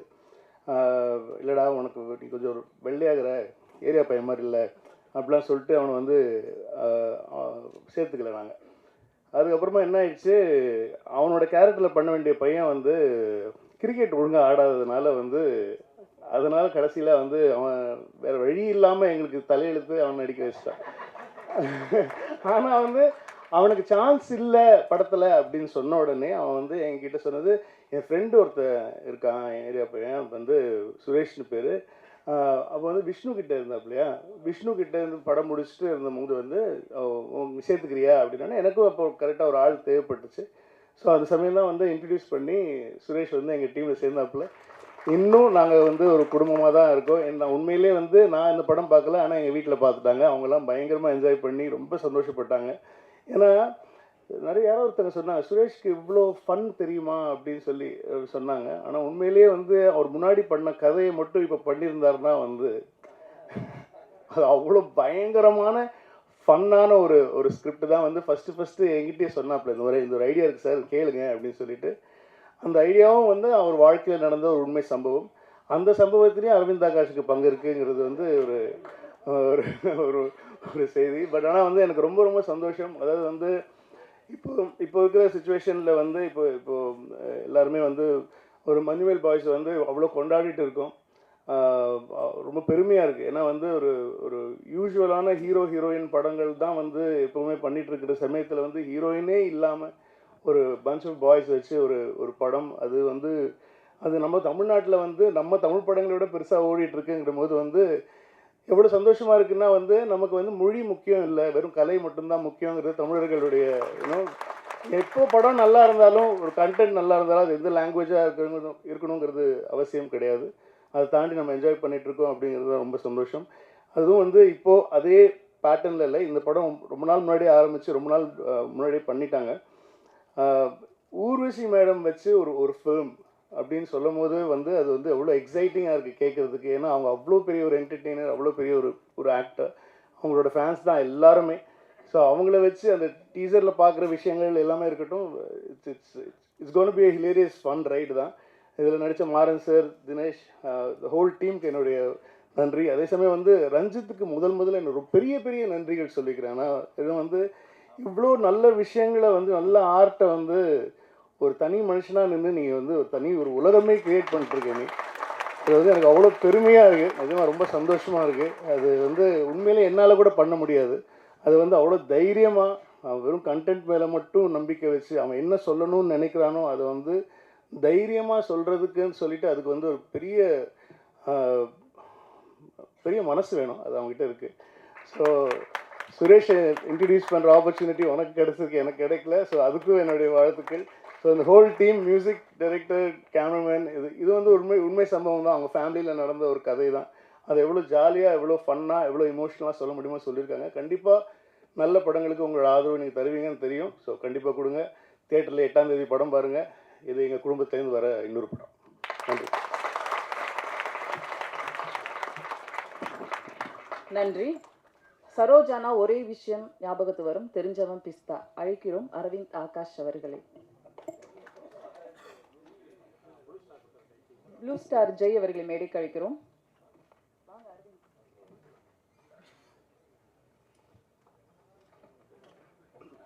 இங்கே வந்திருக்க எல்லாருக்கும் வணக்கம். நீலம் ப்ரொடக்ஷன், ரஞ்சித், நாங்களாம் சேர்ந்து ஒர்க் பண்ணோம். எப்படி வெங்கட் பிரபு சொன்னாரோ, பார்த்தீங்கன்னா வெங்கட் பிரபு எனக்கும் லைஃப் கொடுத்துருக்காரு, இப்போது சுரேஷ்க்கும் லைஃப் கொடுத்துருக்காரு, ரஞ்சித்துக்கும் லைஃப் கொடுத்துருக்காரு. அண்ட் விபி சொன்ன மாதிரி ரஞ்சித் இவ்வளோ பெரிய ஒரு இண்டஸ்ட்ரியை வந்துட்டு ஒரு சிங்கிள் பர்சனாக கொஞ்சம் வருஷமாக வந்துட்டு நல்ல படங்கள் எடுத்துகிட்டு கொண்டு வந்துடுறதுக்கு வந்து பெரிய விஷயம். அது ஒரு ரொம்ப பெரிய பாராட்டு கொடுக்கணும் ரஞ்சித்துக்கு. அண்ட் ஒருத்தர் மேலே டேலண்ட் இருக்குது, அந்த டேலண்ட்டை வந்துட்டு அடுத்த ஒரு கம்பெனிகிட்ட சொல்லி ஒரு அப்ரோச் வாங்குறதே ஒரு பெரிய விஷயம். அது ஒரு கதையை, அந்த கதை வந்து சுரேஷ் நம்பி இந்த கதையை, இந்த ஜேபிபி கதையை எடுத்திருக்காரு. ரொம்ப சந்தோஷமாக இருக்குது. சுரேஷ்க்கு இது ஒரு ஸ்டெப்பிங் ஸ்டோனாக இருக்கும். Plus is a very talented director and நல்ல ஒரு எழுத்தாளர் கூட. அண்ட் இந்த படத்தில் ஒர்க் பண்ண எல்லாருக்குமே அம்மா ஒரு சும்மா ரொம்ப வருஷத்துக்கு அப்புறம் உங்களை இப்படி பார்க்கும்போது அந்த போலீஸ் சீனும் அம்மாவும் பண்ண சின்ன பர்ஃபார்மன்ஸே போதும், இந்த ஃபுல் படம் எப்படி இருக்குன்றது நம்ம தெரிஞ்சுக்கலாம். எனிவே தினேஷ் ப்ரோக்கும் ப்ளஸ் அண்ணன் உங்களுக்கும் எல்லாருக்கும், இந்த டீமில் ஒர்க் பண்ண எல்லாருக்கும் வாழ்த்துக்கள். கண்டிப்பாக தேட்டரில் இந்த படத்தை பாருங்கள். அண்டு அம்மான்றது நிறைய பேர் எல்லாருக்குமே தெரியும் எவ்வளோ இம்பார்ட்டண்டான பர்சன்னு. ஸோ அம்மா மேலே பாசம் இருக்கவங்க கண்டிப்பாக இந்த படத்தை பார்ப்பீங்க. அப்படி இல்லைன்னா கூட பாசம் என்னன்றது அம்மா படத்தை பார்த்து இந்த தெரிஞ்சுக்கோங்க. தேங்க்யூ. வந்திருக்கிற எல்லா மீடியா நண்பர்கள் எல்லாருக்குமே வணக்கம். ஃப்ரெண்ட்ஸு, ரிலேட்டிவ்ஸு எல்லாருக்குமே ரொம்ப ரொம்ப ரொம்ப நன்றி.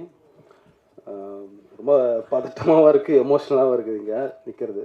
அப்புறம் எங்கள் ஸ்டேஜில் இருக்கிற எல்லாருக்குமே இது என்னை பற்றி பேசுனது, படத்தை பற்றி பேசின எல்லாருக்குமே ரொம்ப நன்றி. அப்புறம் வெங்கட் சார், அவர் வந்ததே ரொம்ப பெரிய சந்தோஷமான விஷயந்தான். வெங்கட் சார் கிட்ட வந்து நான் முதல்ல வந்து விஷ்ணுவர்தன் சார் கிட்ட வந்து பட்டியலில் போய் லாஸ்ட்டு அப்ரெண்டிஸாக போய் சேர்ந்தேன் நான். அங்கே அதை முடிச்சுட்டு அந்த படம் ரிலீஸ் ஆகிட்டு அதுக்கப்புறம் நான் வெளியில் வந்து ட்ரை பண்ணிட்டு இருக்கும்போது தான் ஃப்ரெண்டு அரவிந்த் ஆகாஷ் தான் வந்து வெங்கட் சார்கிட்ட என்னை கூப்பிட்டு போனான். அப்புறம் வெங்கட் சாரை பார்த்துட்டு உடனே பெருசாலாம் இது இல்லை, ஓகே ஜாயின் பண்ணுறேங்க அப்படின்ட்டாரு. நானும் அந்த கூட்டத்தில் சேர்ந்துட்டேன். அதுக்கப்புறம் தான் வந்து அங்கே ஸ்ரீபதி, பிச்சுமணி, ரஞ்சித், செந்தில் இப்படி ஒரு டீம் இருந்தது. சென்னை 28 அப்படி தான் நாங்கள் ஆரம்பித்தோம். அதுலேருந்து தொடர்ந்து எனக்கு வந்து அது வரைக்கும் ரொம்ப கஷ்டம், தேடுதல், ஃபைனான்ஷியலு எல்லாமே. ஏன்னா அப்போயே எனக்கு கல்யாணம் ஆகி 2 பசங்க, 31 வயசு இருக்கும் அப்போ நான் சினிமாக்குள்ளே நுழையும் போது. அப்புறமா வெங்கட் சார் கிட்ட போனதுக்கப்புறமா எனக்கு எந்த பிரச்சனையுமே இல்லை. அது நிறைய பேர் வெளியில் வந்து ரொம்ப கஷ்டப்பட்டுட்டு இருப்பாங்க, கரெக்டான வாய்ப்பு கிடைக்காது, கரெக்டான டைரக்டர் இருக்க மாட்டாங்க அந்த மாதிரி. ஏன்னா வெங்கட் சார்கிட்ட போனதும் அவ்வளோ ஒரு சொகுசான ஒரு லைஃப், கஷ்டமே அந்த படத்தில் இல்லை. ஆனால் உண்மையாக உழைச்சோம், அது மட்டும் டைமாக நான் சொல்லுவேன். ஏன்னா ரொம்ப ரொம்ப டெடிக்கேட்டாக நாங்கள் உழைச்சோம். சென்னை 28, சரோஜா, கோவா, மங்காத்தா, பிரியாணி வரைக்குமே வெங்கட் சார் கூட அப்படியே ட்ராவல் பண்ணிட்டே இருந்தேன். என்றைக்குமே ஒரு வார்த்தை கூட இந்த இவ்வளோ படங்களில் ஒரு வார்த்தை என்னை திட்டினதோ யாரையுமே வந்து இது பண்ணதோ கிடையாது. அவர்கிட்ட நான் அந்த பொறுமையை ரொம்ப அவர்கிட்ட வந்து நான் கற்றுக்கிட்டேன். அந்த ஏன்னா என்ன சொல்கிறாங்கல்ல பொறுமை, அதை நான் கற்றுக்கிட்டது அவர்கிட்ட இருந்து தான். அவ்வளோ சூப்பராக அஜித் சாரையே வந்து ரொம்ப டென்ஷன் ஆகாமல் பயங்கர கூலாக, அவர் எவ்வளோ டென்ஷனில் வந்தாலும் ஈஸியாக போய் கட்டி பிடிச்சி அப்படியே சமாதானப்படுத்தி உடனே ஷார்ட் எடுத்துருவார். அது ஏன்னா மாதம் சம்பளம் ஒரு படத்துக்கும் அப்படியே ஏறிக்கிட்டே இருக்கும். சென்னை 28, சரோஜா, கோவா அப்படின்னு அப்படியே போயிட்டே இருக்கும்போது நம்ம எதுக்கிற படம் பண்ணோம், நல்ல சம்பளம் வருது, சரி வெங்கட் சார் கூட இருந்துருவோம் அப்படின்னு ஒரு முடிவு பண்ணிட்டு அப்படியே நான் படம் பண்ணுற யோசனையும் இல்லை, நான் ஸ்கிரிப்ட் ஒர்க்கும் பண்ணல, எதுவுமே பண்ணல, அப்படியே போயிட்டே இருந்தது லைஃபு. அப்புறம் மங்காததுக்கு அப்புறம் தான் புது ஹாஸ்டல்ஸ்லாம் வந்து சேர ஆரம்பித்து வந்துகிட்டே இருக்காங்க, இருக்கிறவங்க எல்லாம் போயிட்டே இருக்காங்க. நம்ம மட்டும் என்னடா நம்மளாம் ஒரு படம் பண்ணி கட்டாயமாக வெளியே போனோமேன்ட்டு அப்போ ஃப்ரெண்ட்ஸுக்கிட்டலாம் ஒரு ஸ்கிரிப்ட் சொல்லி அது ஓகே பண்ணி அந்த ஸ்கிரிப்ட் எல்லாம் ரெடி பண்ணி ஒன்று அப்போ தான் ஆரம்பிச்சிருந்தேன். அதுக்கப்புறமா வெங்கட் சார்கிட்ட பிரியாணி படம் முடிச்சுட்டு வெளியில் வந்துட்டேன். வெளில வந்து முயற்சி பண்ணி ட்ரை பண்ணிகிட்டு இருக்கும்போது ஒரு இடத்துல போய் கமிட் ஆனேன். பஞ்சு அருணாச்சலம் சார் அந்த கம்பெனியில். அங்கே போயிட்டு அட்வான்ஸ் வாங்கிட்டு ஒரு 3 மாதம் அப்படியே போயிட்டு இருந்தது. அப்புறம் அங்கேருந்து ஒரு சூழ்நிலையால் பஞ்சு அப்பா அவர் கூப்பிட்டு கதையெல்லாம் கேட்டு முடிச்சுட்டு, இந்த படம் தான் நீங்கள் முதல் படமாக பண்ண போகிறீங்களா அப்படின்னாரு. ஆமாப்பா, அதான் நான் எழுதி சுப்பண்ணை கூட அட்வான்ஸ் கொடுத்துட்டு ஆஃபீஸ் போட்டாச்சு, 3 மாதம் போயிட்டுருக்கு அப்படின்னு. இந்த படம் நீங்கள் முதல் படமாக பண்ணாதீங்க, 2வது படமாக பண்ணுங்க அப்படின்னாரு. உடனே சுப்பண்ணை கூப்பிட்டு சுரேஷ் அப்பா இந்த மாதிரி சொல்லிட்டாரு, வேணா வெளில வேறு ஏதாவது ட்ரை பண்ணுங்க. சரிங்கண்ணா, ஓகே நான் சொல்லிட்டு வெளில வந்துட்டேன். இந்த மாதிரி ஒரு 2-3 இடத்துல போயிட்டு அட்வான்ஸ் வாங்குறது, கம்மிட் ஆகுறது, உட்காருது, அப்புறம் வெளியில் வந்துடும். எல்லாருக்குமே அந்த படம் பிடிச்சிருக்கு, கதை பிடிச்சிருக்குன்னு அதுக்கப்புறம் ஏதோ காரணத்தால் நடக்காது. அப்படி போயிட்டு இருக்கும்போது தான் ரஞ்சித் கிட்ட வந்து கபாலியில் ஒர்க் பண்ணுறதுக்கு வாய்ப்பு கிடச்சிது. சார் ரஜினி சார் இருக்கார், சரி நல்ல சம்பளம், சரின்னு போயிட்டு ஜாயின் பண்ணிட்டேன். ரஞ்சித் கிட்ட போயிட்டு சோமர்செட்டில் ரூம் போட்டு அங்கே தான் டிஸ்கஷன் போயிட்டு இருந்தது. அப்போது உள்ளே போயிட்டேன். ஃபஸ்ட் டைம் உள்ளே போகிறாங்க. அங்கே போனால் அங்கே தான் வந்து இந்த மொத்த ரஞ்சித்தோட டீமே எல்லாம் இருக்கிறாங்க உள்ள. அந்த அதியன், பார்த்திபன், ஃபேங்லின்னு எல்லாருமே உள்ளே இருக்காங்க. எல்லாம் அப்படியே நான் ஒரு மாதிரி பார்க்குறாங்க.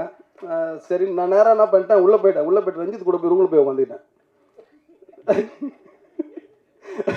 ரஞ்சித்துக்கும் வந்து கொஞ்சம் ப்ரைவசி, நீ போய் அங்கே போய் உட்காந்துக்கின்னு சொல்கிறதுக்கு அவனுக்கும் முடியல.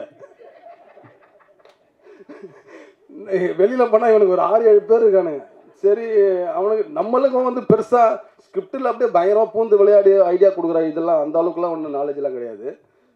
இது நல்லா இருக்குது, இது நல்லா இல்லை, இது வச்சுக்கலாம், இது வேணாம், இது ஒரு மாதிரியாக இருக்குது, இந்த மாதிரி தான் நான் பேசுவேன். அப்புறம் ரஞ்சித் கூடயே ஒரு நாள் ஃபுல்லாக உள்ளே உட்காந்துட்டே இருந்தேன். வெளியில் போனால் எல்லாம் அப்படியே காண்டாக பார்ப்பாங்க எல்லாரும். இவன் வந்து கூட வந்துட்டா அப்படியே வந்து உள்ளே வந்து உட்காந்துட்டானே அப்படின்ட்டு அப்படியே பார்த்துட்டே இருந்தாங்க. அதுக்கப்புறம் ஒரு கட்டத்துக்கு மேலே எனக்கு தெரிஞ்சது, இல்லை தப்பு, அவன் டைரக்டர் என்ன தான் க்ளோஸ் அதெல்லாம் நம்ம போய் பக்கத்தில் உட்காந்துறது சரி கிடையாது அப்படின்னு சொல்லிட்டு அப்புறமா சேரு இதெல்லாம் எடுத்துக்கிட்டு லேப்டாப்லேருந்து வெளியே வந்துட்டேன். அதுக்கப்புறம் தான் இவனுங்க கிட்ட பழகிற அந்த வாய்ப்பு. அப்புறம் இவனுங்க, அதாவது ரஞ்சித் கிட்ட இருக்கிறவங்க எப்படி சொல்லணும்னா, ஒருத்தன் பயங்கரமான ஒரு சோஷியலிஸ்ட்டு, ஒருத்தன் கம்யூனிஸ்ட்டு,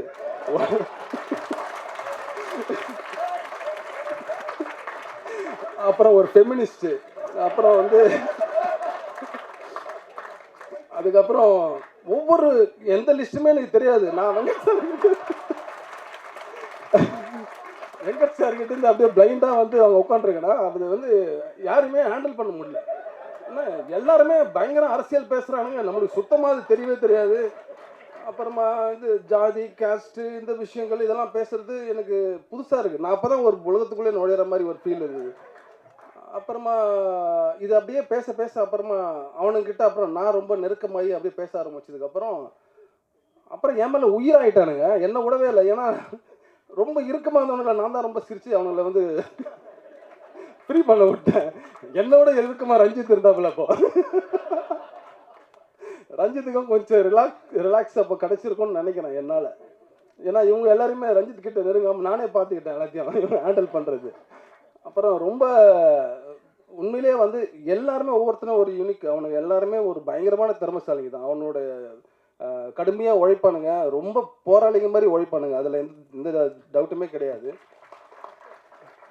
அப்படி தான் கபாலி ஒர்க் பண்ணோம். கபாலி ஒர்க் பண்ண உடனே திருப்பி காலா ஆரம்பிச்சிது. காலாலயம் போயிட்டு அப்படியே அதுலேயும் கோராடிட்டு இருந்தேன். அதுலேயும் ரொம்ப நிறைய இயக்குனர்கள் வர ஆரம்பித்தாங்க, எல்லாம் சந்தித்தோம், எல்லாம் இது பண்ணோம்.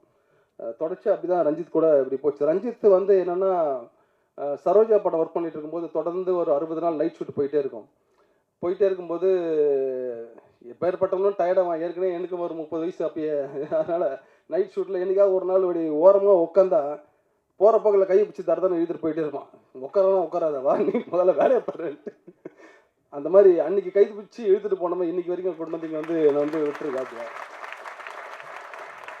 அது எனக்கு ரொம்ப சந்தோஷமாக இருக்குது ரஞ்சித் கூட ஒர்க் பண்ணுறது. ரஞ்சித் கம்பெனியில் நீலம் ப்ரொடக்ஷன்ஸு இதில் வந்து இவ்வளோ ஒரு நம்பி இந்த கதையை முதல் தடவை நான் போய் இந்த லைனை ரஞ்சித் கிட்ட சொல்லும்போது காலாவோட ப்ரீவியஸ் அந்த டிஸ்கஷன் இருக்கும்போது சொன்னேன், இது ரொம்ப நல்லா இருக்குண்ணா, சூப்பராக இருக்குது, நீ இது ஒர்க் பண்ணி நம்ம பண்ணலாம் அப்படின்னாப்புல. அதுக்கப்புறமா ஸ்கிரிப்ட் முடிச்சுட்டு எடுத்துகிட்டு போய் கொடுத்தேன். கொடுத்ததுக்கப்புறமா ஸ்கிரிப்டெல்லாம் படிச்சுட்டு இது நல்லா இருக்குண்ணா அப்படின்ட்டு அப்போ தான் வந்து புதுசாக கம்பெனி வந்தாங்க இங்கே விஸ்டாஸ் மீடியா இப்போ இருக்கிறது நீலம் ஸ்டுடியோஸு ஃபஸ்ட்டு முன்னாடி வேறு பேர் இந்த மாறிடுச்சு. ஸோ அப்புறமா அந்த அதித்தி ஆனந்த் கிட்ட வந்து போய் இந்த கதையை சொல்லு அப்படின்னும் போது இந்த இடத்துல வந்து ஜெனிக்கு நான் ரொம்ப தேங்க்ஸ் சொல்லி ஆகணும். ஏன்னா அவங்க வந்து பாம்பேலேருந்து வந்திருந்தாங்க. அவங்க ஒன்லி இங்கிலீஷு, நான் ஒன்லி தமிழ். அவங்க கிட்ட வந்து கதையை சொல்லணும். நான் இங்கிலீஷ் எனக்கு தெரிஞ்சு இங்கிலீஷில் கதையை சொன்னால் சத்தியமாக அவங்க ஓகே பண்ண மாட்டாங்க. அதுக்கப்புறம் ஜெனி தான் நடுவில் இருந்து நான் ஜெனிக்கிட்ட தமிழில் சொல்கிற அந்த சீனாக இருக்கட்டும், அதில் இருக்கிற காமெடி எதுவாக இருந்தாலும் அப்படியே அது இங்கிலீஷில் ட்ரான்ஸ்லேட் பண்ணிட்டே இருக்கும். இதை கேட்டு அவங்க சிரிச்சுட்டு இருந்தாங்க. என்னடா அது இங்கிலீஷில் சொல்லி ட்ரான்ஸ்லேட் பண்ணுறதே சிரிக்கிறாங்க அப்படின்ட்டு எனக்கு ஆச்சரியமாக இருந்தது. அதுக்கப்புறமா அவங்க ஓகே பண்ணாங்க. அதுக்கப்புறமா தான் இந்த கதை நடந்தது, படமாச்சு எல்லாமே. அதான் ஆனந்த், அதான் அதித்தி ஆனந்துக்கு நான் ரொம்ப தேங்க்ஸ் சொல்லிக்கிறேன் இந்த இடத்துல, இந்த படத்தை ஓகே பண்ணதுக்கு. அதுக்கப்புறம் இந்த மாதிரி நிறைய இந்த படம் வந்து நீங்கள் ஏன் இந்த படத்தை வந்து தேட்டரில் பார்க்கணும் அப்படின்னா, இது வந்து என் குடும்பத்தில் இருந்து என்னோட பெரியம்மாவுடைய வாழ்க்கையிலேருந்து எடுத்த ஒரு கதை. இந்த கதை எல்லார் வீட்லேயுமே ஏகப்பட்ட பிரச்சனைகள், இப்போ இருக்கிற சூழ்நிலைகள். அம்மாவுக்கு என்னைக்காவது ஒரு நாள் நம்ம வந்து ஃபோன் பண்ணுறோமா, பக்கத்தில் இருக்காங்களா, இல்லை வந்து நேரில் போய் பார்த்துட்டு வரோமா, இல்லை ஊரில் இருந்தவரை ஒரு ஃபோன் பண்ணி சாப்பிட்டியாமான்னு ஒரு வார்த்தை கேட்குறோமா, இல்லை வாரத்தில் ஒரு நாள், மாதத்தில் ஒரு நாள்ன்றது சத்தியமாக நம்ம மனசில் கை வச்சு பார்த்தீங்கன்னா கட்டாயமாக இருக்காது. அப்படி தான் நான் நினைக்கிறேன். ஏன்னா நானே எங்கள் அம்மா கிட்ட கூட நானே வந்து பேசுகிறதே வாரத்தில் எங்கேயாவது ஒரு நாள் தான். அப்படி தான் திடீர்னு போய் பார்த்துட்டு பேசுகிற மாதிரி இருக்குது. டெய்லியெலாம் என்னால் ஃபோன் பண்ணியும் பேச முடியல நம்ம கதையில் சொல்கிற மாதிரி. ஆனால் இந்த படம் ஏன் அப்படி பார்க்கணும் அப்படின்னா, இது அம்மா எவ்வளோ ஒரு முக்கியமானவங்க.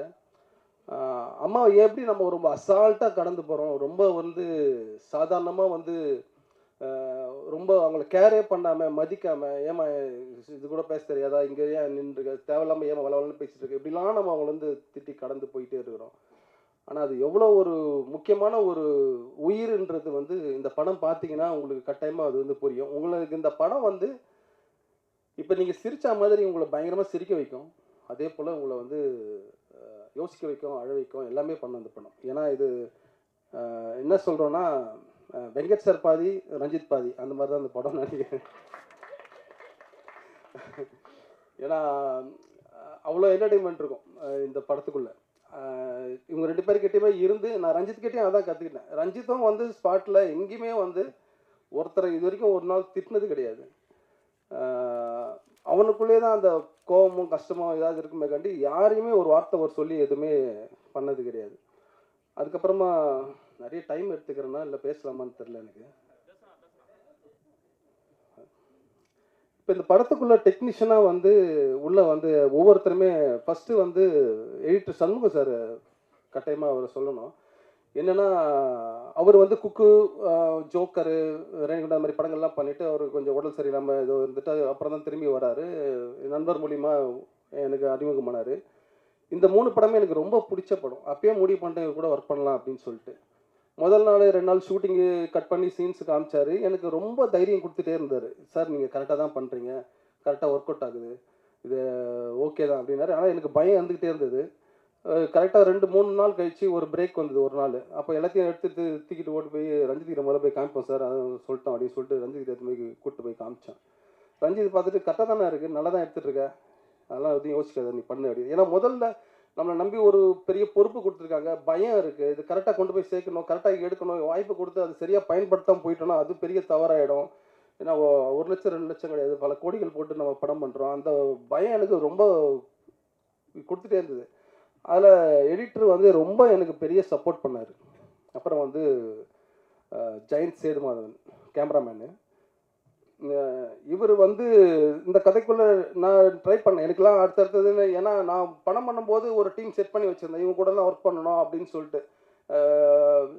அது எல்லாமே என்னென்னா எல்லாருமே பயங்கர பிஸி ஆகிட்டாங்க, எல்லாருமே ஒரு படத்துக்குள்ளே இருக்காங்க, யாருமே என்னால் எனக்கு கூட முடியல.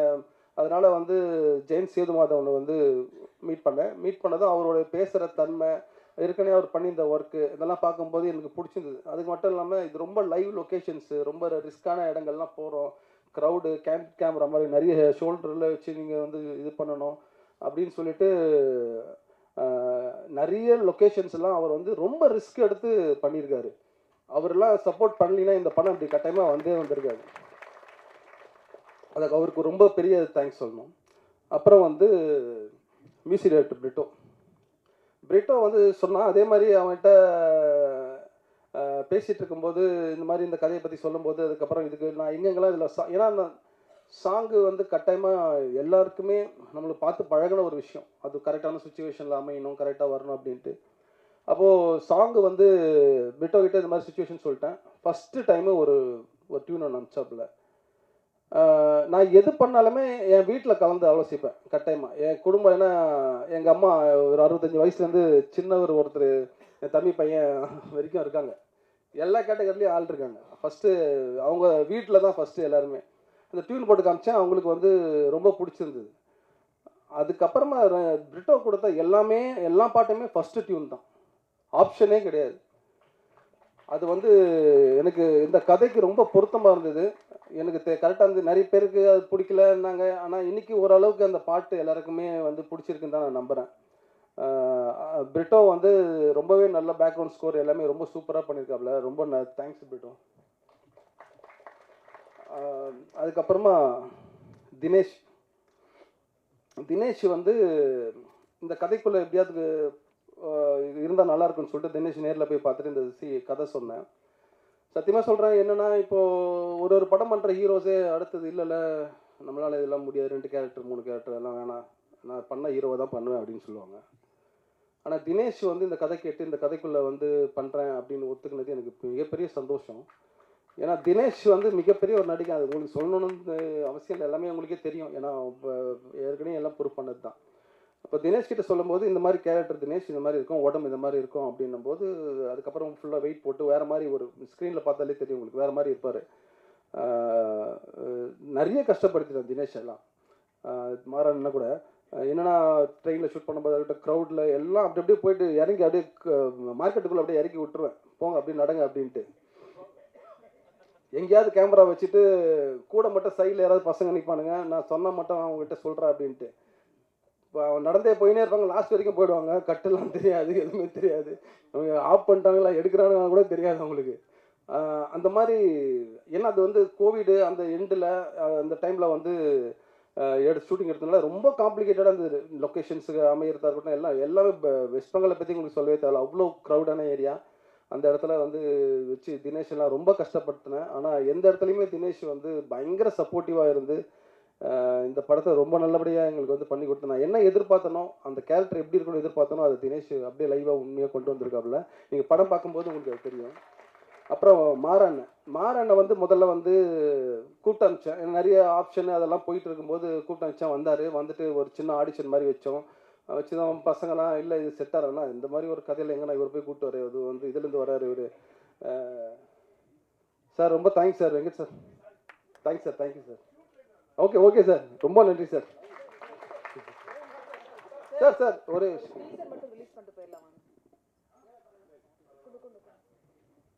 நான் கொஞ்சம் டைம் எடுத்துக்கிறேன். இல்லை சார் பரவாயில்ல, நான் எனக்கு அவருக்கு கரெக்டாக இருந்தது. இந்த கேரக்டர் அவர் பண்ணால் நல்லா இருக்குன்னு தோணுச்சு. ஏன்னா ரியல் கேரக்டருக்கு அப்படியே கரெக்டாக ஒத்து போயிருந்தார். அதுக்கப்புறமா என்ன ஆச்சு, திடீர்னு வந்து வேறு படத்தில் கமிட் ஆகிருக்கேன். எனக்கு இல்லை சார், சாரி சார், தப்பாக எடுத்துக்காதீங்க அப்படி இப்படின்னு சொல்லிட்டு ஃபோன் பண்ணதும் எனக்கு பயங்கர அப்செட் ஆகிடுச்சு. என்னடா அது இவ்வளோ தூரத்துக்கு நம்ம இது பண்ணி படம் பண்ண முடியாது போயிடுச்சுன்னு சொல்லிட்டு, அப்புறம் கூத்துப்பட்டிலேருந்து ஒருத்தர் தயான்னு சொல்லிட்டு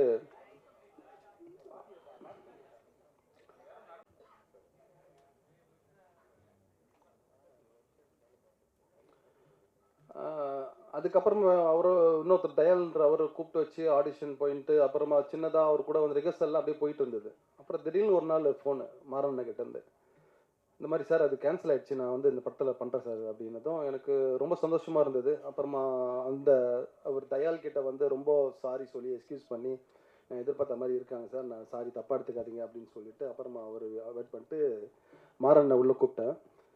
அப்புறம் மாறண்ண எப்படி நடிச்சிருக்காருன்றது நீங்கள் படம் பார்க்கும்போது தான் தெரியும். ஏன்னா அவர் வழக்கமாக ஒரு சிரிச்சு கவுண்டர் டைலாக், ஆனால் இதுலேயும் கவுண்டர் டைலாக் அவர் போட்டிருக்காரு. அந்த யதார்த்தம் மீறாமல் அப்படியே அந்த கதைக்குள்ளே இருக்கும். ரொம்ப சூப்பராக நடிச்சிருக்காரு. ஒரு பெர்ஃபார்மன்ஸு ஒரு சீனில் வந்து தினேஷும் மாறண்ணனும் 2 பேரோட பெர்ஃபார்மன்ஸை பார்த்துட்டு நான் ரொம்ப கண் கலங்கிட்டேன். நான் அந்த அளவுக்கு ஒரு சூப்பராக வந்து இந்த படத்துக்கு மாறண்ண வந்து அவரை விட்டால் வேறு யாருமே ஆப்டாக இருந்திருக்க மாட்டாங்க இந்த கேரக்டர். அவ்வளோ சூப்பராக வந்து மாறண்ண பண்ணியிருக்காரு. அப்புறம் ஊர்வசி அம்மா அதாவது இந்த கதை எழுதி முடிச்சுட்டு ரஞ்சித்கிட்ட போய் சொல்லி எல்லாம் ஓகே ஆனதுக்கப்புறமா இப்போ எழுதுகிற வரைக்கும் எனக்கு யாருமே ஐடியா இல்லை. ஏன்னா ரியல் கேரக்டர்ன்றதுனால நான் அதை எழுதி முடிச்சிட்டேன். ஃபஸ்ட்டு ஆப்ஷனே வந்து ஊர்வசி அம்மா தான். ஒரு வேலை இல்லை, என்னால் பண்ண முடியாது, வாய்ப்பு இல்லை அப்படின்னு சொல்லிட்டாங்கன்னா ராதிகா மேடம் கிட்ட போகலாம் அப்படின்னு ஒரு ஐடியா என்கிட்ட இருந்தது. முதல் தடவை போயிட்டு ஊர்வசி அம்மாகிட்ட போயிட்டு பார்த்துட்டு இந்த மாதிரி இந்த கதையை சொன்னதும் அவங்களுக்கு ரொம்ப அந்த கேரக்டர் பிடிச்சிருந்ததுக்கு அதுக்கப்புறமா யோசிச்சாங்க. அதை ஒரு கண்டிஷன் சொன்னாங்க, இதெல்லாம் வந்து இல்லை நான் பாட்டியெல்லாம் பண்ணுறது கஷ்டம், என் பசங்களாம் என்ன கேள்வி கேட்பாங்க, ஸ்கூல்லலாம் இதுவாக இருக்கா அப்படின்னாங்க. எனக்கு இந்த கேரக்டர் இவங்களை விட்டால் வேறு யாருமே பண்ண முடியாதுன்றது எனக்கு ரொம்ப கான்ஃபிடண்ட்டாக இருந்தது. ஏன்னா ஊர்வசியமாக நானே சின்ன வயசுலேருந்து நான் வந்தனை முடிச்சுலேருந்து நான் பார்த்து வளர்ந்துட்டுருக்கிறேன். அவங்க என்னென்ன படங்கள் பண்ணிகிட்டு இருக்காங்க, அவங்களோட பெர்ஃபார்மன்ஸு இன்றைக்கும் டிவியில் போட்டால் எல்லோரும் வீட்டில் எல்லோரும் உட்காந்து சிரிச்சிட்டு இருப்போம், அந்த மாதிரி இருக்கும். எப்படியாவது இவங்க பண்ணால் தான் கரெக்டாக இருக்கும். இந்த கேரக்டர் அவங்க சொன்ன மாதிரி ஒரு மாதிரி ஸ்விங் ஆகிட்டே இருக்கும். ஒரு நிமிஷம் இப்படி இருக்க, திடீர்னு முறைப்பாங்க, திடீர்னு திட்டுவாங்க, திடீர்னு கத்துவாங்க, திடீர்னு அடிக்க கூட செய்வாங்க, திடீர்னு ரொம்ப அன்பாக பேசுவாங்க, திடீர்னு வந்து சாப்பாடை ஊட்டி விடுவாங்க. இந்த மாதிரி ஒரு கேரக்டரு அது இவங்க பண்ணால் தான் ரொம்ப சரியாக இருக்கும் அப்படின்னு சொல்லிட்டு அதுக்கப்புறமா அம்மாகிட்ட எப்படியாவது பெர்மிஷன் சொல்லி கிளின்னு ஏதோ கேட்டுக்கிட்டு அவங்க ஒத்துக்கிட்டாங்க. ஒத்துக்கிட்டு முதல் நாளில் ஷூட்டிங் வந்தாங்க. அதுக்கு முன்னாடி 2-3 நாள் நாங்கள் ஷூட்டிங் எடுத்தோம். ஃபஸ்ட்டு நாள் வந்ததுமே ரோட்டில் இறங்கி நடக்க விட்டேன். நான் இங்கேருந்து நடந்து அந்த லாஸ்ட்டுக்கு போகிறாங்க, இந்த லாஸ்ட்டுக்கு நடந்து போகிறாங்க. அம்மா அப்படி முறைச்சிட்டே வாங்க, அந்த பையை எடுத்துகிட்டு வாங்க, காலுக்கு ஒரு ஷாட்டு, தலைக்கு அப்படி இப்படின்னு சொல்லி எடுத்துகிட்டு இருக்கோம். என்னப்பா கூப்பிட்டு வந்துட்டு இந்த மாதிரி அங்கங்கே ரோடோட நடக்க விட்றீங்கன்ட்டு. அது நீங்கள் சாங்கில் பார்க்கும்போது இதில் தெரிஞ்சிருக்கோம், டீசரில். ஃபஸ்ட்டு டைமாக ஒரு அம்மாவுக்கு பயங்கரமான ஒரு பில்டப் சாங்கு, ஒரு இன்ட்ரோ, அது வந்து இவங்களுக்கு தான் அது வந்து அமைஞ்சிருக்குதுன்னு நான் நினைக்கிறேன் இந்த படத்தில். அது ரொம்ப முக்கியம், பெரிய ஸ்டார்ஸு. ஏன்னா அவங்க இப்போ அவங்களுக்கும் ஒரு ஸ்டார் இருக்குது, எவர்கிரீன் ஸ்டாருன்னு சொல்லிட்டு, அது இந்த படத்து மூலிமா வெளியே வருது. அது எனக்கு ரொம்ப சந்தோஷம். ஊர்வசி அம்மா இந்த கேரக்டர் வந்து ஷூட்டிங் நாளில் வந்து இங்கே சென்னையிலேயே வந்து 20 நாள் எடுத்திருப்போம். அதில் ஒரு 10 நாள் என்னை கண் கலங்க வைக்காத நாளே கிடையாது அவங்களுடைய பெர்ஃபார்மன்ஸு. அப்படியே என் பெரியம்மா என் கண்மடி கொண்டு வந்து நிறுத்திடுவாங்க. என் பெரியம்மா ரொம்ப அன்பானவங்க. அவங்க கையால் நிறைய தடவை நான் சாப்பிட்ருக்கேன், நிறைய நாள் வீட்டில் போய் தங்கியிருக்கேன். அதாவது ஒரே நடுத்தர குடும்பம் தான். ஒரு சின்ன 10 வீட்டில் வந்து அண்ணனுங்க, அக்கா, தங்கச்சிங்க எல்லாரும், என் பெரியம்மா எல்லாருமே வந்து ஒன்றாவே அங்கே வந்து கூட இருந்து வாழ்ந்தவன் நான். அதனால் எனக்கு பெரியம்மாவோட ஒவ்வொரு விஷயமும் ஒவ்வொரு இசைகளும் எனக்கு நல்லா தெரியும். அது வந்து பேபி என்ற கேரக்டரை வந்து ஊர்வசி அம்மா வந்து அவங்களுக்கு எதுவுமே தெரியாது, ஃபோட்டோ தான் தெரியும், அவங்கள பற்றி எந்த வீடியோ கிடையாது, ஒன்றும் கிடையாது. அவங்க வந்து ஒரு பெரிய ஒரு சாதனை பண்ணவங்களாம் கிடையாது, சாதாரண ஒரு வீட்டில் இருந்த ஒரு பெண்ணு. அதை ஊர்வசி அம்மா வந்து பயங்கரமாக அதை வந்து பிடிச்சிக்கிட்டாங்க. அது பிடிச்சிக்கிட்டு அவங்க பண்ணுற பெர்ஃபார்மன்ஸ் எல்லாம் வந்து என்னை கட்டி சொல்ல முடியாது. ஒரு மாதிரி பயங்கரமாக கண் கலங்கிடுவேன், ஒரு மாதிரி தனியாக போயிடுவேன், ரொம்ப டிஸ்டர்ப் பண்ணிச்சு என்ன. எனக்கு அப்போவே தெரிஞ்சிச்சு இந்த படம் ஏதோ ஒன்று பண்ணுது, இது வந்து இது தானாக இது எல்லாத்தையுமே உருவாக்கிது, எல்லாருமே இது வந்து இந்த ஜே பேபின்ற அந்த வார்த்தை வந்து அதுவே டிசைட் பண்ணிக்குது. ஏன்னா எல்லாம் நல்லதாக வந்து சேர்ந்துக்கிட்டே இருக்கும். எனக்கே ஆச்சரியமாக இருக்கும். ஒரு இடத்துல ஷூட்டிங் போனால் திடீர்னு லொக்கேஷன் கிடைக்காது, அது ஏதோ பிரச்சனைன்னு, ஆனால் அதை விட ஒரு சூப்பர் லொக்கேஷனாக வேறு ஒன்று கிடைக்கும். இங்கே பர்மிஷன் இல்லைன்னுவானுங்க, அதுக்கப்புறம் பார்த்தா அதை விட ஒரு இடம் பெட்டரான ஒரு பெர்மிஷன் ஒரு கிடைக்கும். டேட் இல்லைன்னா அது டக்குன்னு அது ஆர்கனைஸ் ஆகும். ஏதோ ஒன்று அது கையை பிடிச்சி இழுத்துட்டு போயிட்டே இருக்கும். எனக்கு இந்த படம் அப்படி தான் பண்ணுச்சு. இப்போ ஊர்வசி அம்மாவோடைய பெர்ஃபார்மன்ஸை வந்து நீங்கள் ஸ்க்ரீனில் பார்ப்பீங்க. நீங்கள் சத்தியமாக வந்து இந்த படம் ஊர்வசி அம்மாவோட லைஃப்பில் மிக முக்கியமான ஒரு படமாக இருக்கும். நீங்கள் அதை கொண்டாடுவீங்க அப்படின்னு நான் ரொம்ப நம்புகிறேன் இந்த படத்தை. அப்புறம் இந்த படம் வர்றதுக்கு மிக முக்கிய காரணம் மூர்த்தி சார், இந்த மிலிட்ரிமேன். அவர் இல்லைன்னா எனக்கு இந்த படம் கட்டாயமாக கிடையாது. ஏன்னா ஒரு முக்கியமான கேரக்டர் இந்த படத்தில் அவர் பண்ணியிருக்காரு. நீங்கள் அந்த படம் பார்க்கும்போது நீங்கள் எல்லாருமே அதை ஒத்துப்பீங்கன்னு நான் நம்புகிறேன். அதுக்கப்புறமா அதாவது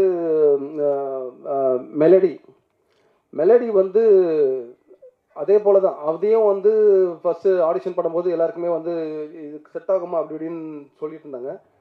ஆனால் மெலடி பண்ணியிருக்க பெர்ஃபார்மன்ஸ் இந்த படத்தில் வந்து நீங்கள் அவுட்ஸ்டாண்டிங்காக இருக்கும். நான் அது வந்து அவ்வளோ சூப்பராக பண்ணியிருக்கு. சஃபிதா, இஸ்மத் பானு எல்லாருமே வந்து ரொம்ப சூப்பராக பண்ணியிருக்காங்க. அப்புறமா சேகர் எல்லாருமே ரொம்ப நல்லா பண்ணியிருக்காங்க. அப்புறமா ஆர்ட் டைரக்டர் ராமு சொன்ன மாதிரி எல்லா இடத்துலையுமே வந்து பார்த்திங்கன்னா எதுவுமே வந்து நாங்கள் செட்டுக்கிட்டலாம் எதுவுமே போடல. நிஜமாக வாழ்ந்துட்டு இருக்கிற வீட்டுக்குள்ளே போய் அப்படியே போய் ஷூட் பண்ணிட்டு வந்தோம். அங்கேயே கேமரா வச்சு எந்த ஒரு இதுவுமே பண்ணல. ரொம்ப லைவ் அங்கே என்ன தேவையோ அது மட்டுமே நாங்கள் வந்து தேவையானதெல்லாம் மட்டும் வச்சுட்டு, இது ஒரு பீரியட் மூவியோ இல்லை எதுவுமே கிடையாது. அது கரண்ட்டில் அப்படியே நடக்கிற விஷயங்கள் அப்படியே இது பண்ணோம். ரொம்ப சூப்பராக எனக்கு வந்து ராம் கூடவே இருந்து எல்லாம் எனக்கு பண்ணி கொடுத்தாப்புல. தேங்க்ஸ் ராம். அப்புறம் ஏகா வந்து ஏன்னா இது வந்து ஒரு ஃப்ளாஷ்பேக் போர்ஷனும் இருக்குது. அதுக்கெல்லாம் வந்து சத்தியமாக நான் வந்து ரொம்ப ஆச்சரியப்பட்டது என்னென்னா, எங்கள் பெரியம்மாவை நான் எந்த மாதிரி சேரீலாம் பார்த்தனோ அதை அப்படியே ஸ்க்ரீனில் கொண்டு வந்து கொடுத்தான். அது கோஇன்சிடெண்ட்டாக அது என்னன்னு தெரில, நிஜமாலுமே நான் அப்படியே நான் மிரட்டேன். அவ்வளோ ஒரு கரெக்டாக வந்து அமைஞ்சுது. நான் ஊர்வசி அம்மாவுக்கு அவங்க போட்டு வரும்போது எனக்கு அவ்வளோ ஆச்சரியமாக இருக்கும். ஏகாவுக்கு ரொம்ப ரொம்ப தேங்க்ஸு. அப்புறமா தான் இந்த சின்ன சின்ன கேரக்டராக நிறைய பேர் பண்ணியிருக்காங்க. கீழே நிறைய பேர் உட்காந்துருக்காங்க. இது படத்தில் சின்ன குழந்தையிலேருந்து நிறைய எல்லாருமே ரொம்ப நல்லா நடிச்சிருக்காங்க. எல்லாருக்குமே நான் ரொம்ப நன்றி சொல்லிக்கிறேன். யாராவது பேர் மறந்துட்டேன்னா பிரதூல், டிசைனர் பிரதூல், அப்புறமா சப்டைட்டில் இப்போ ஒர்க் பண்ண விக்ரம், அதுக்கப்புறமா வந்து சிவகுமார் சார், ஃபைனல் மிக்சிங் பண்ண சிவகுமார் சார், ரூபன் வரலன்னு நினைக்கிறேன். சவுண்டிங்கு பிஸியாக இருக்காப்புல, தங்களால தான் பிஸியாக இருக்கான்னு நினைக்கிறேன். அதுக்கப்புறமா இந்த மாதிரி டெக்னீஷியன்ஸாக ரொம்ப பாரி எங்கே ஒரு டப்பிங்கு பாரி இல்லைன்னா மூர்த்தி சார்லாம் டப்பிங்கே பேசியிருக்க மாட்டார். அது ரொம்ப நன்றி பாரிக்கு. அதுக்கப்புறம்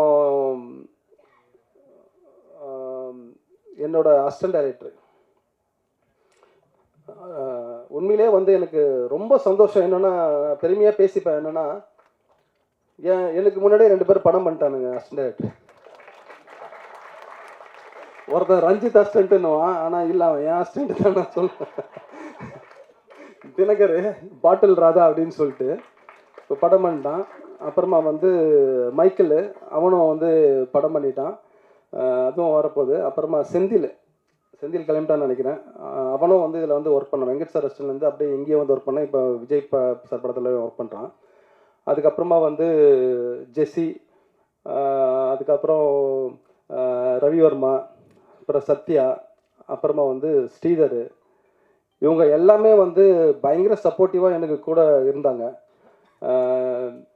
தினகர், மைக்கெல்லாம் வந்து இந்த ஆடிஷன் டைமில், இந்த ரிஹர்சல் டைம்லலாம் தினகர் தான் காஸ்டிங்கு. அவன் தான் வந்து எல்லாருமே கொண்டு வந்தது உள்ள கேஸ்டிங்காக. அது வந்து ரொம்ப சூப்பராக அமைஞ்சது. இந்த கேரக்டர் எல்லாருமே சின்ன வயசு கேரக்டர் இருக்கும் குழந்தைங்க. நீங்கள் அதை படத்தில் பார்க்கும்போது தெரியும், ஒரே முகமாகவே இருக்கும் எல்லாமே. வளர்ந்தா இப்படி தான் இருப்பான் அப்படின்ற மாதிரி. அதெல்லாம் ரொம்ப அமையறது ரொம்ப கஷ்டம்தான். அதெல்லாம் நடந்தது. அதுக்கப்புறமா வந்து அது மைக்கில் வந்து ரிஹர்சல் பண்ணது, அந்த ரொம்ப சப்போர்ட்டிவாக ஸ்கிரிப்ட்லேயுமே எனக்கு பயங்கரமாக ஹெல்ப் பண்ணாப்புல. அப்புறம் இன்னொரு விஷயம் என்னென்னா, இந்த ஸ்கிரிப்ட் நான் எழுதுனதை நான் எனக்குள்ளேயே நான் வச்சுக்கவே இல்லை. யாரெல்லாம் என் நண்பர்கள் இருக்காங்களோ, யாரெல்லாம் சினிமாவில் இருக்காங்க எல்லாருக்கும் தூக்கி கொடுத்துட்டேன். எல்லாரும் படிச்சுட்டு எனக்கு சொல்லுங்கள் அப்படின்ட்டு. எல்லாருமே எல்லா இயக்குனர்கள் இருக்கிற ஃப்ரெண்ட்ஸு, இவங்க எல்லாருக்குமே, சினிமாக்குள்ள பழக்கமான எல்லாருமே பார்த்துட்டு படிச்சுட்டு எனக்கு நிறைய கருத்துக்கள் சொன்னாங்க, நிறைய விஷயங்கள் சொன்னாங்க. நான் அதை எல்லாத்தையுமே நான் மாற்றிக்கிட்டேன். அது ஒரு சினிமாவாக நம்ம எப்படி கொடுக்குறது, அதே ரசனையாக ரசிக்கிற மாதிரி எப்படி கொடுக்குறது அப்படின்னு சொல்லிட்டு, அது எல்லாரோடைய அந்த உழைப்பு தான் வந்து இது ஒரு நல்ல ஒரு என்டர்டெயின்டான ஒரு ஒரு ஒரு பொருளாக இன்றைக்கி வந்து ஒரு படமாக வந்து நிற்குதுன்னு நான் நம்புகிறேன் நான். ஸோ எல்லாருக்கிட்டையும் டிஸ்கஸ் பண்ணது எனக்கு ரொம்ப வேல்யூபான ஒரு விஷயமா நான் பார்க்குறேன் இங்கே. அதுக்கப்புறம் மேனேஜர்ஸ் டீமு, சிவகுமார் அண்ணன், முருகன் அண்ணன், இவங்களாம் வந்து பயங்கர கடுமையாக எனக்கு வந்து உழைச்சி எனக்கு வந்து ரொம்ப எந்த பிரச்சனையும் இல்லாமல் என்னை பார்த்துக்கிட்டாங்க.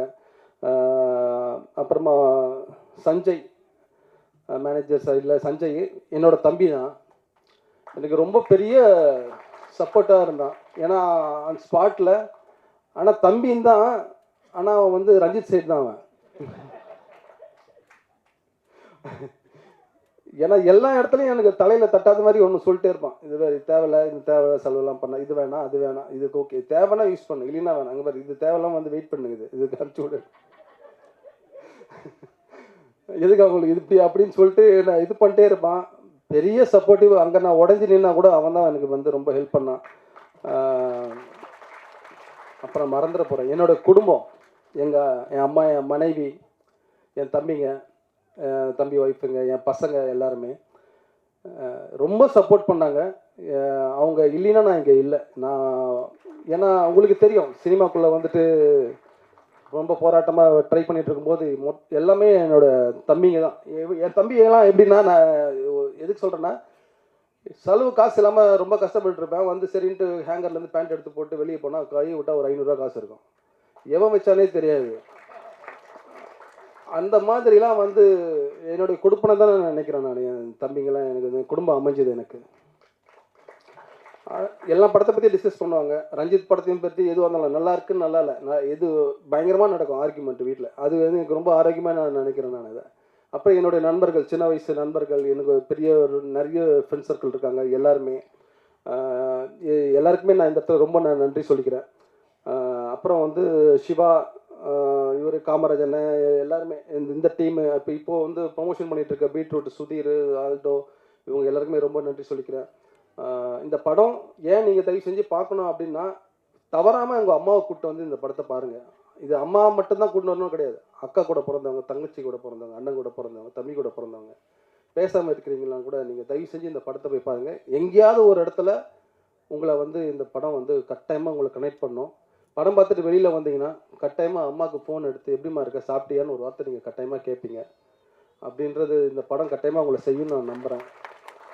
இதை தாண்டி வேறு யாரையாவது நான் விட்டுருந்தா கட்டாயமாக அது கவனிக்காமல் மறந்தான் விட்டுருப்பேனே தவிர அப்படி ஒரு இது கிடையாது. தயவு செஞ்சு அப்படி தப்பாக நினச்சிக்காதீங்க. ரொம்ப நன்றி, ரொம்ப ரொம்ப நன்றி. ரொம்ப நேரம் வச்சு பேச வச்சு ரொம்ப தேங்க்ஸ். ஜெய்பீம். ரொம்ப சந்தோஷம், மகிழ்ச்சி. ஒரு யார்கிட்ட இருந்தார் எங்கள் சார் வந்துட்டு போனார். ரொம்ப சந்தோஷமாக இருந்தது. விபி சார் அட்டகத்தி படத்துக்கு வந்து ஒரு பெரிய ஆதரவை எனக்கு கொடுத்தவர். சுரேஷ் அண்ணன் படத்துக்கும் அவர் வரணும்னு சொல்லிட்டு ஆசைப்பட்டோம். நான் ரொம்ப கோவமாக தான் இந்த இண்டஸ்ட்ரிக்குள்ளே வந்தேன். என்னுடைய கோவத்தை என்னாலே கட்டுப்படுத்த முடியாது. ரொம்ப எங்கள் அம்மா கூட சொல்லுவாங்க, எங்கள் தாத்தா பேர் வந்து கீரமுல்லுன்னு சொல்லுவாங்க. ஏன்னா சும்மா அப்படின்னு இருக்குன்னு குத்தினாலே கோவம் வரும் எங்கள் தாத்தாக்கு அப்படின்னு சொல்லிட்டு. அதனால் எங்கள் அம்மா அடிக்கடி எண்ணியும் அது மாதிரி சொல்லிட்டு இருப்பாங்க, டே கீரமுள்ளு மாதிரி கோவம் வருதுடா அவனுக்குன்னு சொல்லிட்டு. அந்தளவுக்கு கோவத்தோடு வந்தேன் நான். ஆனால் ஃபஸ்ட்டு படம் ஒர்க் பண்ணுறப்போ வந்து ஃபஸ்ட்டு சினிமாக்குள்ளே வந்தோடனே வந்து தகப்பன் சாமின்னு ஒரு படம் ஃபுல் லென்த்தாக அந்த படம் தான் ஃபுல்லாக ஒர்க் பண்ணேன். அந்த படத்தில் எனக்கு ஒரு அனுபவம் கிடைச்சிது. அதுதான் சினிமான்னு நான் நினச்சிட்டு இருந்தேன். ஒரு எல்லா விதமான அனுபவங்களும் நிறைந்த ஒரு படம் அது. ஆனால் அந்த படத்துக்கு அப்புறம் நான் வந்து ஒர்க் பண்ணது வந்து சென்னை 28. அப்படியே டோட்டலாக எது சினிமான்னு நினச்சிட்டு வந்தோமோ அதை அப்படியே மாற்றி வேலை செய்கிறதும் சரி, கதையும் சரி, புதுசாக ஒரு லைஃப்பை உண்டாக்குன ஒரு படமாக எனக்கு வந்து இருந்தது. அண்ட் வந்து சென்னை 28 வந்து நான் எல்லா வேலைகளும் நான் செஞ்சேன். நான் ஒரு படத்தை வந்து கோபம் இல்லாமல் அன்பாக சிரித்து சந்தோஷமாக எடுக்க முடியும். அந்த படம் வந்து மக்களுக்கு வந்து பிடிச்ச படமாகவும் மாறும். அப்புறம் வந்து சினிமா என்பது வந்து ஒரு ரசனை சம்மந்தப்பட்ட விஷயந்தான். ஏற்கனவே மக்கள் மனதில் புகுத்தப்பட்ட இல்லை மக்கள் விரும்புகிற ஒரு கமர்ஷியல் யுக்தி அப்படின்றத வந்து உடைச்சி வெற்றி பெற்ற படம் தான் வந்து சென்னை 28.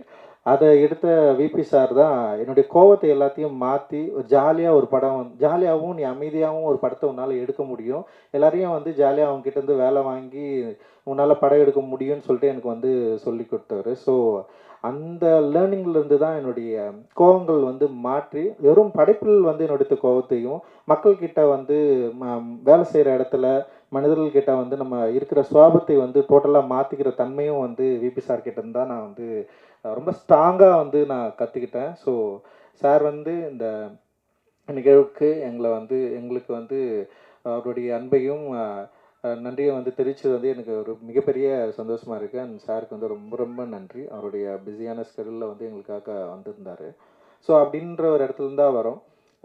இன்னொன்று சினிமாவில் ஒன்று இருக்குது. இப்போ நாங்கள்லாம் வந்து வரப்போ கல்யாணம் ஆகாமல் ஒரு யங்ஸ்டராக சின்ன வயசுலேயே வந்து அசிஸ்டன்ட் டைரக்டராக நாங்கள் வந்து வந்துட்டோம்.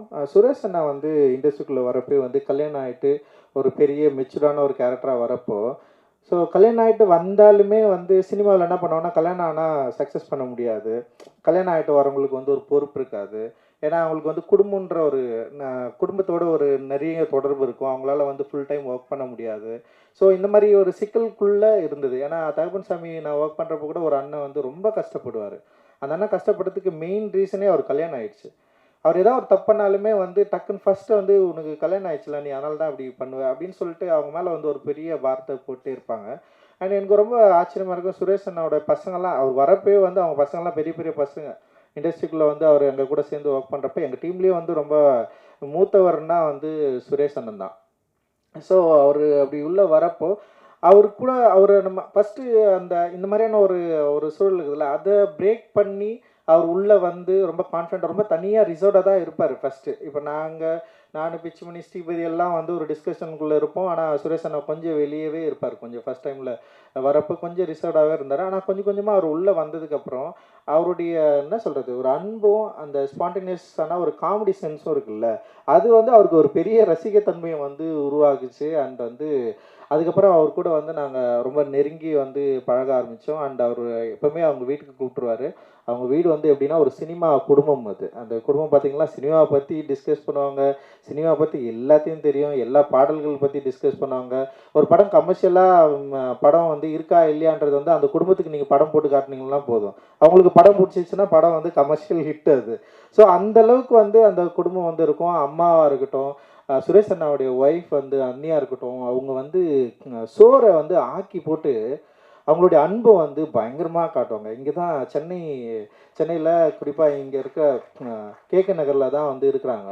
அவங்க வீட்டில் நீங்கள் போனீங்கன்னா அப்படியே வந்து வாழை இலையை பெருசாக போட்டு வந்து எல்லா விதமான கறியும் வச்சு அப்படியே சோத்தை வந்து நிறைய கொட்டி சாப்பிட சொல்லி அவ்வளோ அன்பை வந்து கொடுக்குற ஒரு குடும்பமாக வந்து சுரேஷ் அண்ணா குடும்பங்க. அவங்க அம்மா வந்து பயங்கரமாக வந்து சாப்பிட சொல்லுவாங்க, அன்னிங்க பயங்கரமாக சாப்பிட சொல்லுவாங்க. சஞ்சய் அவங்க பசங்க நீங்கள் இப்போ கூட போனீங்கன்னா அந்த குழந்தைங்கள்லாம் வந்து அவ்வளோ உரிமையாக வந்து அங்கிள்னு கூப்பிடும். லைக் வந்து நமக்கு வந்து அந்த உறவு மேலே இருக்கிற ஒரு பெரிய பற்றே வந்து ரொம்ப ஆச்சரியமாக இருக்கும்.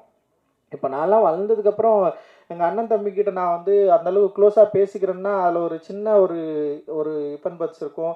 என்னால் வந்து அவ்வளோ க்ளோஸாலாம் இருக்க முடியாது. ஆனால் சுரேஷ் அண்ணனை பார்த்தா அவங்க அண்ணன் தம்பிங்க எல்லாருமே இன்னைக்கு வரைக்கும் வந்து அவ்வளோ க்ளோஸாக அவங்களால இருக்க முடியுது. அந்த உறவை அவங்களால குறிப்பாக சென்னையில் அவங்க இருந்த காலகட்டம் வந்து ஃபுல்லாக வயல்வெளிகள் நிறைந்த ஒரு கேகே நகரில் வசிச்சிருந்த ஒரு ஆள் இன்னைக்கு வந்து முழுக்க பில்டிங்காக மாறி போன ஒரு இடத்துல வந்து அந்த பில்டிங்குள்ளே தங்களுடைய உறவை வந்து அந்த குடும்ப உறவை வந்து காப்பாற்றிக்கிட்டு அவங்க வந்து அதை கொண்டாடுற விதம் இருக்குதுல்ல அது வந்து பயங்கரமாக நமக்கெல்லாம் ஒரு பெரிய பாடமாக இருந்தது. அண்ட் அதுவுமே அவர் கூட எனக்கு வந்து ஒரு பெரிய ஒரு க்ளோஸ் ரிலேஷன்ஷிப்பை வந்து உருவாக்குச்சு. அவர்கிட்ட நான் எப்போவுமே வந்து ஒரு ஒர்க்கராக நான் டீல் பண்ணதே ஒரு அண்ணனாக தான் நான் எப்போவுமே நான் வந்து பார்த்துருக்கேன். எல்லாருக்குமே எங்கள் டீமில் எல்லாருக்குமே வந்து சுரேஷன் ஏதாவது பிரச்சனைனா சுரேஷன் சொல்லுவார். அவரோட டிமாண்ட் இல்லாத ஒரு பர்சன்.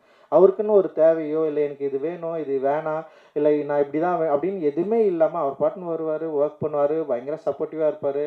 அண்ட் வந்து அவர் சொன்ன மாதிரி தான் இப்போது வெங்கட் பிரபு சார் கிட்ட ஒர்க் பண்ணுறப்போ அது வேற ஒரு சூழல், இப்போ என்கிட்ட ஒர்க் பண்ணுறப்போ அப்படியே டிஃப்ரெண்ட்டான வேற ஒரு சூழல். முழுக்க புத்தகம் படிக்கிறது, வாசிக்கிறது, சினிமாவை வேற ஒரு பெர்ஸ்பெக்டிவில் பார்க்குறது, வேற ஒரு டிஸ்கஷன் இங்கே நடக்கும். அது எல்லாமே வந்து அவருக்கு ஒரு ஆச்சரியமாக இருந்தாலுமே அவர் இதுக்குள்ளே வந்து இதை பார்த்து புரிஞ்சுக்கிட்டது இருக்குல்ல. இப்போ அவரோட இந்த படத்தில் நம்ம அதை வந்து ஜேபிபியில் வந்து நமக்கு அது ரொம்ப கிளியராக வந்து தெரியும். ஸோ அவர் வேற ஒரு சூழலில் வேற ஒரு காலகட்டத்தில் வேற ஒரு இடங்கள்லேருந்து வந்தாலுமே கூட இப்போ என்கிட்ட ஒர்க் பண்ணுறப்போ இந்த சமூக சூழலை சிக்கல்களை புரிஞ்சுக்கிட்டு இங்கே நடக்கிற டிஸ்கஷன் அந்த டிபேட்டை வந்து அவர் செமையாக அண்டர்ஸ்டாண்ட் பண்ணிக்கிட்டு அவருடைய திரைப்படங்களில் அதை கண்ட்ரோலாக வந்து அவர் ஹேண்டில் பண்ண விதம் இருக்குல்ல அது வந்து ஜேபியோட மிக ஸ்பெஷலானதாக நான் வந்து பார்க்குறேன். உண்மையிலேயே வந்து அது சூப்பராக அவர் வந்து ஹேண்டில் பண்ணியிருக்காரு.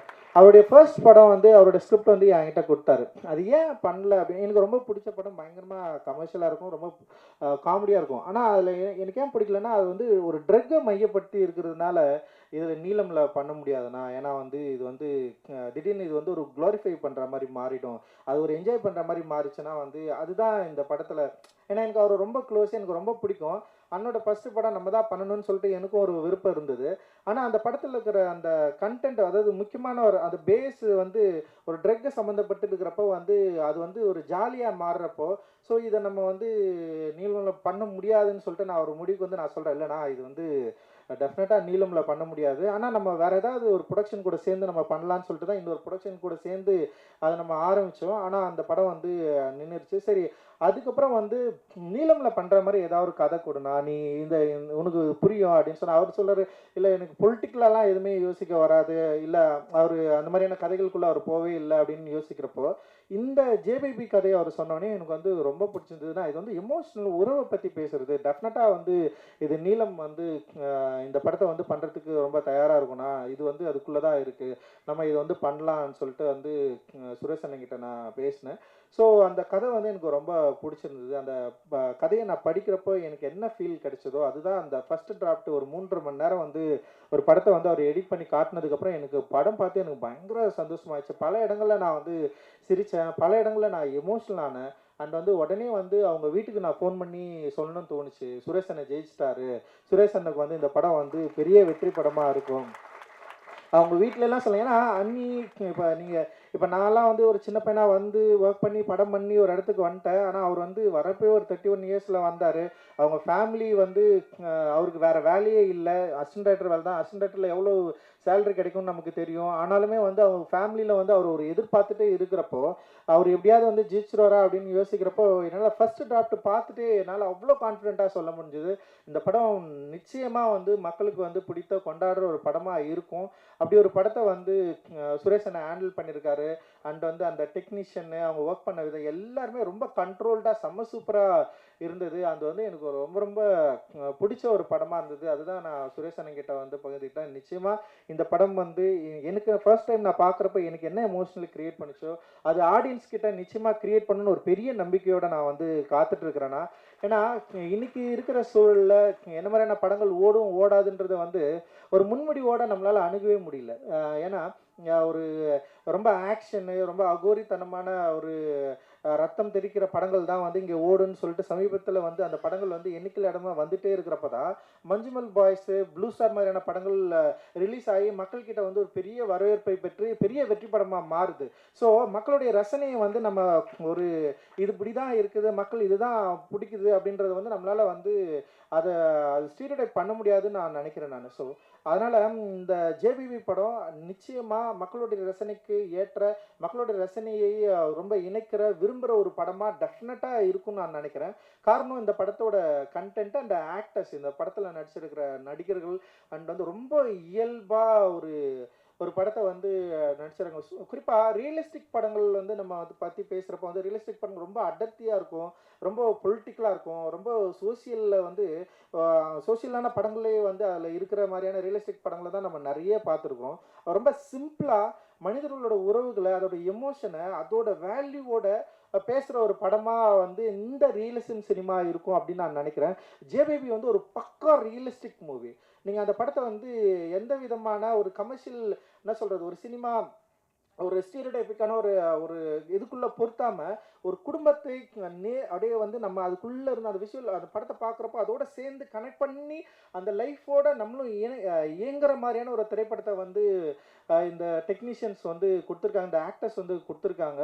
லைக் வந்து சினிமாட்டோகிராஃபி பற்றி நான் பேசி ஆகணும். அண்ட் வந்து செம்ம லைவாக இருக்கும், அதோட ஃப்ரேமிங் சென்ஸாக இருக்கட்டும், லைக் அதோட கலர்ஸு ரொம்ப எனக்கு என்னென்னா மஞ்சுமல் பாய்ஸோட வெற்றி வந்து என்னன்னு கேட்டிங்கன்னா அதோட இயல்பு தன்மை தான், ஒரு எளிமை தான்.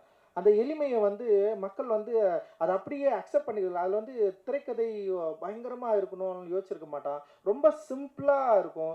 ஒரு ஆக்டருக்கு, ஒரு நடிகருக்கு, ஹீரோவுக்கு ஒரு சாங்கு இல்லை வந்து அப்படின்னு சொல்லிட்டு எந்த கேரக்டரையும் வந்து தனியாக பிரிக்காமல் ரொம்ப இயல்பாக சிம்பிளாக பண்ணியிருப்பாங்க.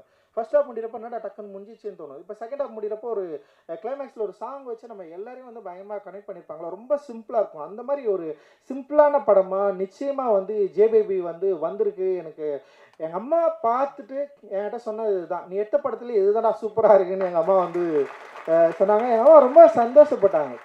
இப்போ அட்டகத்தி படம் பார்த்து முடிச்சோடனே எங்கள் அம்மாவுக்கு அந்த படம் புரிஞ்சுதான்னு கூட எனக்கு தெரியாது. எங்கள் அப்பா தான் சொன்னார், டே என் கதையை எடுத்து நீ படம் ஜெயிச்சிட்டா அப்படின்னு சொன்னார் எங்கள் அப்பா. ஆனால் என்னென்னா எங்கள் அம்மாவுக்கு வந்து அந்த படம் புரிஞ்சுதான்லாம் எனக்கு தெரியாது. ஆனால் எங்கள் அம்மா நான் எங்கள் ஊருக்கு போனோடனே கட்டி பிடிச்சி எனக்கு ஒரு முத்தம் கொடுத்தாங்க. அந்த முத்தம் என்னென்னா நீ ஜெயிச்சிட்ட அப்படின்றது தான். ஏன்னா அம்மா வந்து பிள்ளைங்க ஜெயிக்கிறத பார்க்குறது இல்லை, அதெல்லாம் எங்கள் அம்மா பார்க்குறது வந்து பயங்கரமான விஷயம். காரணம் வந்து எங்கள் அம்மா படாத பாடே கிடையாது. அவங்க வந்து ஒரு சாதாரண ஒரு குடும்பத்தில் வந்து பயங்கரமான உழைப்பாளி. 24 மணி நேரம் நடந்துகிட்டே இருப்பாங்க. தண்ணி வந்து இவ்வளோ பெரிய குண்டான தூக்கின்னு வருவாங்க. மூணு பிள்ளைங்க நாங்கள், ஒருத்தவங்க கூட வந்து எங்கள் அம்மாவுக்கு ஹெல்ப் பண்ணவே மாட்டோம். நான் வந்து கிரிக்கெட் ஆட போட்டுருவேன், எங்கள் அண்ணனுக்கு எங்கேயாவது போயிடும், என் தம்பி வந்து இப்படி போவான். லைக் வந்து எங்கள் தம்பி வந்து கடைக்கு போனோன்னா போயிடும், என் கடைக்கு போனால் வந்து ஏதாவது இது மிட்டாய் கிடைக்கும்ல. ஸோ நான் கடைக்கும் போக மாட்டேன். ஆனால் நான் எப்போ பார்த்தாலும் சும்மா படிக்கிற மாதிரி வந்து பயங்கரமாக வந்து அப்பயே உட்காந்துருப்பேன். அதனால் வந்து எங்கள் அம்மா நீ பரீட்சை கூட இது மாதிரி படிக்க மாட்டேன், எதுடா சும்மா சும்மா உட்காந்து படிச்சுன்னு இருந்தால் எங்கள் அம்மா வந்து கிண்டல் பண்ணுவாங்க என்ன. ஆனால் எங்கள் அம்மா என்ன பண்ணுவாங்கன்னா எங்களை வந்து இந்த தண்ணி கூட தூக்க விட மாட்டாங்க. போயிட்டு ஊர் தெருவில் போயிட்டு அந்த நல்ல தண்ணி கிணறுன்னு இருக்கும், அந்த கிணறுல போயிட்டு 3 குண்டா பெரிய பெரிய குண்டா நான் தலையில் தூக்கினேன், இடுப்பில் ஒரு குண்டான தூக்கினேன். எங்கள் அம்மா வருவாங்க, பயங்கரம். நான் பார்த்த மிகப்பெரிய வீரன் வந்து எங்கள் அம்மா தான். ஒரு பயங்கரமான பலசாலி எங்கள் அம்மா. அப்படியே அசால்ட்டாக வருவாங்க, அப்படியே என்னெல்லாம் தூக்கி போட்டு மெரிப்பாங்க, ஏதாவது தப்பு பண்ணா அடிச்சு ஓட விடுவாங்க. ஸோ அடிச்சுட்டு உடனே பயங்கரமாக அழுவாங்க. அப்புறம் வந்து ஈவினிங்காக போண்டா இடம் சுட்டு தருவாங்க, இதரா சாப்பிடுங்கடா அப்படின்னு சொல்லிட்டு 3 பேரும் உட்கார வச்சு வந்து. ஸோ எங்கள் அம்மா பற்றிய நினைவுகளை வந்து என் பொண்ணு மகிழினி கிட்ட தான் நான் அதிகமாக பகிர்ந்துருப்பேன். நைட்டு தூங்குறப்போ வந்து என் பொண்ணு வந்து கதை கேட்கும், அப்பா கதை சொல்லுப்பா, யாரை பற்றி கதை, ஆயா பற்றி கதை சொல்லு, ஆயா உங்களை எப்படி அடிப்பாங்க அதை சொல்லு. ஏன்னா என் பிள்ளைங்களை அடிச்சதே இல்லை என் மகளை. ஸோ எங்கள் அம்மா வந்து அவ்வளோ பாடுகளை சுமந்து. ஸோ அப்பா வந்து குடிப்பார். ஸோ குடிக்கிற அப்பா எப்படி இருக்கும்னு சொல்லிட்டு நமக்கு எல்லாருக்குமே ஒரு இமேஜ் இருக்கும். அண்ட் வந்து எங்கள் அப்பா நிறைய பாசிட்டிவ் இருக்குது, எனக்கு சில கஷ்டமான நினைவுகளும் இருக்குது. ஆனால் எங்கள் அம்மா அந்த கஷ்டத்தை வந்து எங்களுக்கு 1% கூட எங்களுக்கு வந்து கடத்தினதே கிடையாது. அது வந்து அந்த வலியை அந்த பெயினை வந்து எங்கள் அம்மா வந்து அவ்வளோ வந்து இருந்தாலுமே ஒரு ஒரு சோகத்தையே எதுவுமே கடத்தாமல் எங்களை வந்து அதான் சொல்கிறேன், சோறை ஆக்கி போட்டு கறியாக ஆக்கி போட்டு மீனாக ஆக்கி போட்டு வந்து எங்களை வந்து சாப்பிட சொல்லி ஐயோ நான் பாக்கெட்டில் இட்லி போட்டுன்னு போயிடுவேன். நான் எங்கேயாவது எல்லாரும் ஞாயிற்றுக்கிழமை கிரிக்கெட்டில் போகிறப்போ வந்து கறி வாயில் போட்டுன்னு போயிடுவேன். நான் அந்த கறியை மென்று அப்படி அவ்வளோ வந்து எங்கள் அம்மா வந்து நான் வந்து சொல்லிட்டே இருப்பேன். எங்கள் அம்மா நான் ஊர்லேருந்து கிளம்பி வரப்போ எங்கள் அம்மா சொன்ன ஒரே வார்த்தை தான், எப்பா நீ வந்து எப்படியானாலும் வந்து நல்ல பேரை எடுக்கணும், அப்படி தான் எங்கள் அம்மா வந்து சொன்னாங்க. ஸோ எங்கள் அம்மா சந்தோஷப்படுற மாதிரி, எங்கள் அம்மா வந்து மகிழ்ச்சி அடைகிற மாதிரி வந்து என் ப்ரொடக்ஷனில் ஒரு படம் வந்திருக்கு. எங்கள் அம்மா பார்த்து ரொம்ப சந்தோஷப்பட்டாங்க. எங்கள் அம்மாவுக்கு வந்து சரி எல்லா அம்மாவுக்குமா தான், ஒரு தலித் குடும்பத்தில் இருக்கிற அம்மாவுக்கு வந்து ஒரு பிரச்சனை கேட்பா, நீ எங்கே போனாலும் நீ யாருன்னு கேட்டால் சொல்லாதுன்னு சொல்லுவாங்க, நீ என்ன கறி சாப்பிட்றன்னு கேட்டு இதெல்லாம் செய்யாதுன்னு சொல்லுவாங்க. ஸோ அதே தான் எங்கள் அம்மா சொல்லி என்னையும் அமிச்சாங்க. நம்ம பேசுறதை பார்த்து எங்கள் அம்மாவுக்கு ரொம்ப பயம் இருக்கும். எப்போ போகிறப்ப டே ஏன்டா நீ இப்படி ஸ்டேஜில் இப்படியெல்லாம் பேசுகிற, கத்தாதரா, சண்டை போடாதரா, யார்கிட்டே நீ எதுக்குடா இப்படி பண்ணுற, பயமாதரா, வயிற்றுல நெருப்பு கட்டின்னு இருக்கிற மாதிரி இருக்குன்னு சொல்லுவாங்க எங்கள் அம்மா ஒவ்வொரு முறையும். ஸோ அப்பா இறந்ததுக்கப்புறம் அப்பாவே அப்படி தான். ஆனால் எங்கள் அப்பாவுக்கு வந்து ரொம்ப பெருமை, என் ஃபோட்டோ எப்போ ஏதாவது வந்து தினத்தந்தில் இதெல்லாம் வந்ததுன்னு வச்சுக்கேன், அது கட் பண்ணி எடுத்து போய்ட்டு அவர் ஆஃபீஸில் எல்லாம் போட்டு கடவுள் பயங்கரமாக பண்ணுவார், என் பையன் இப்படி பேசுகிறான் அப்படி பேசுகிறான்னு அதெல்லாம் பண்ணுவார். ஆனால் கடைசி காலத்தில் அப்பா வந்து ஹாஸ்பிட்டலில் இருக்கிறப்போ எனக்கு வந்து அப்போ ராஜராஜன் சொன்ன இஷ்யூவில் வந்து எனக்கு வந்து இந்த பெயில் கிடைக்கிறதுல கொஞ்சம் போயிட்டு இருந்தேன். அந்த டென்ஷனில் அப்பா இருந்தார். அப்போ அப்பா மூக்கில் இதெல்லாம் வச்சுட்டு இருந்தாங்க. அப்போ வந்து அவருடைய அப்பயும் என்ன பண்ணுறாருன்னா வந்து டிவியில் பார்த்துட்டு இருக்காரு. அப்பா அப்பல்லோவில் வந்து இருக்கிறாரு, டிவியில் பார்த்துட்டு இருக்காரு. எனக்கு பெயில் வந்தது வந்து அதில் பார்த்துருக்காரு போல். பார்த்துட்டு அவருக்கு பயங்கர சந்தோஷமாயிடுச்சு. போனால் வந்து அவர் கண்ணிலேருந்து கண்ணீர் வந்தது. டே இது மாதிரி வந்து உனக்கு பெயில் கிடைச்சதை பார்த்தேன்ப்பா, நீ இது மாதிரிலாம் பேசாதப்பா, அதெல்லாம் பண்ணாதப்பா அப்படின்னா. அப்போ நான் சொன்னேன்ப்பா நம்ம பேசலைன்னா வேறு யார்ப்பா பேசுவாங்க, நம்ம தான் பேசி ஆகணும் அப்படின்னு சொன்னோடனே வந்து அவருக்கு வந்து அந்த பயம் இருந்தாலுமே, அம்மாவுக்குமே அந்த பயம் இருந்தாலுமே, அம்மா வந்து என்னை வந்து இப்போ வரைக்கும் நம்ம வீட்டுக்கெல்லாம் போனால் ரஞ்சம்மான்னு கூப்பிடுவாங்க. என்ன ரஞ்சம்மா, எங்கள் அம்மாவுக்கு பொண்ணு இல்லை, அதனால் என்னை வந்து ரஞ்சம்மா தான் கூப்பிடுவாங்க. ஸோ அந்த ரஞ்சம்மான்னு கூப்பிட்றப்போ இப்போ எங்கள் அம்மா வந்து இந்த 3 பிள்ளைங்களும் டிஃப்ரெண்ட்டாக பார்த்ததே கிடையாது. எனக்கு இன்னும் எங்கள் அம்மா மேலே பெரிய பொறாமல் இருக்கும். ஏன்னா எங்கள் அம்மா வந்து எங்கள் அண்ணன் மேலே அவ்வளோ பாசமாக இருப்பாங்க, என் தம்பி மேலே அவ்வளோ, என் தம்பி கூட தான் இருக்கிறாங்க. எங்கள் வீட்டுக்கு வேணால் வரமாட்டாங்க. இங்கே வந்தாங்கன்னு வச்சிங்களேன், ஒரு நாள் இருப்பாங்க, 2 நாள் உடனே ஓடுறாங்க. வேலை இருக்குதுடா, நான் போகிறேன், என்னம்மா வேலை இருக்குது உனக்கு அப்படின்னு நான் கேட்பேன். நான் இன்றைக்கி போயிட்டு வந்து அங்கே வீட்டில் வந்து ஒரு லைப்ரரி கட்டணும்னு நான் சொன்னேன். எங்கள் அம்மா தான் அந்த இடம்லாம் க்ளீன் பண்ணி மண்ணு போட்டு, எப்போ மண்ணு போட்டுட்டு அப்படியே காசு அனுப்படா அப்படின்னு. ஸோ இந்த மாதிரி அம்மா வந்து என்னோடய அம்மா இருக்காங்கள்ல, அந்த அம்மாவை லைக் வந்து ஜேவிபியில் வந்து அந்த மாதிரி ஒரு அம்மாவை நம்ம பார்க்குறப்போ வந்து பல இடங்களில் வந்து எனக்கு வந்து எமோஷ்னல் ஆச்சு. ரொம்ப சிம்பிளாகவே எமோஷ்னலாகிற ஒரு ஆள் தான் நான். ஏன்னா எங்கள் அப்பா வந்து டிவி பார்த்துன்னு இருக்கிறப்போ வந்து தங்கச்சி பாசம் வந்துச்சுன்னா எங்கள் அப்பாவுக்கு தொண்டையெல்லாம் ஒலிக்கும், அப்படியே அழுவார், கண்ணீராக ஊற்ற தேம்பி அழுவார். நாங்களாம் பயங்கரமாக உட்காந்து சிரிச்சுட்டு இருப்போம். ஸோ அந்த டைமில் நமக்கு புரியாதுல்ல, டிவி பார்க்குறப்போ அவர் அம்மாவை பற்றி வரப்போ இல்லை வந்து தங்கச்சியை பற்றி வரப்போ ஒரு எமோஷ்னல் பயங்கரமாக ஒர்க் ஆகும் எங்கள் அப்பாவுக்கு. ஸோ அந்த மாதிரி நான் இப்போ இந்த படங்கள்லாம் பார்க்குறப்போ உட்காந்து நான் எழுதுன்னு இருக்கிறேன் நான்.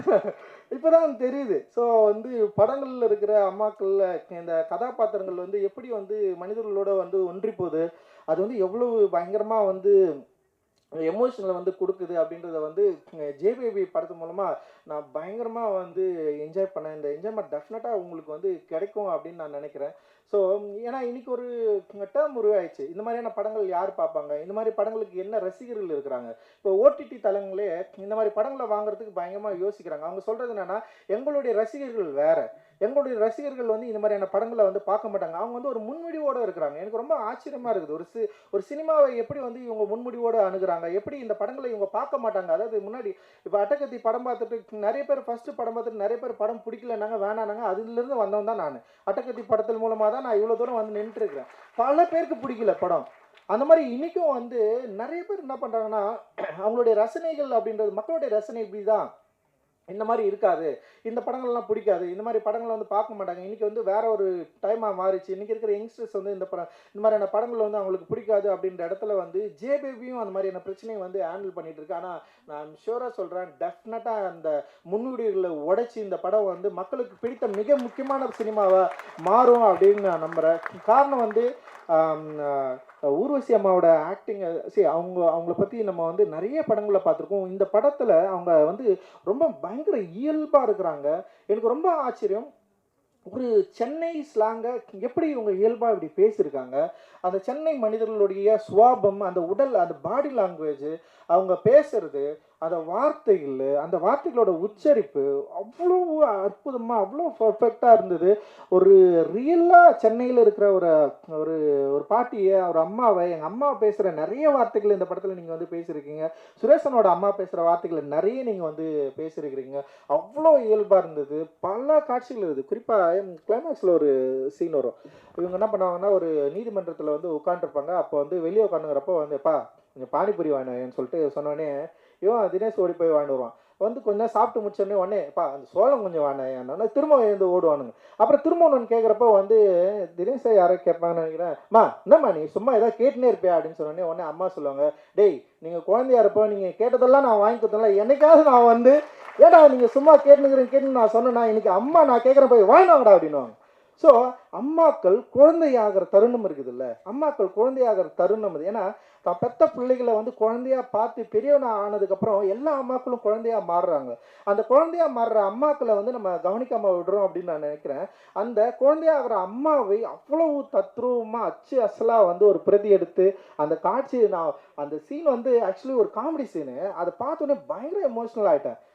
இப்படி வந்து இப்படி ஒரு சீனை வந்து இவரால் வந்து வைக்க முடிஞ்சது. அந்த யோசனை இருக்குல்ல, பயங்கரமான யோசனை.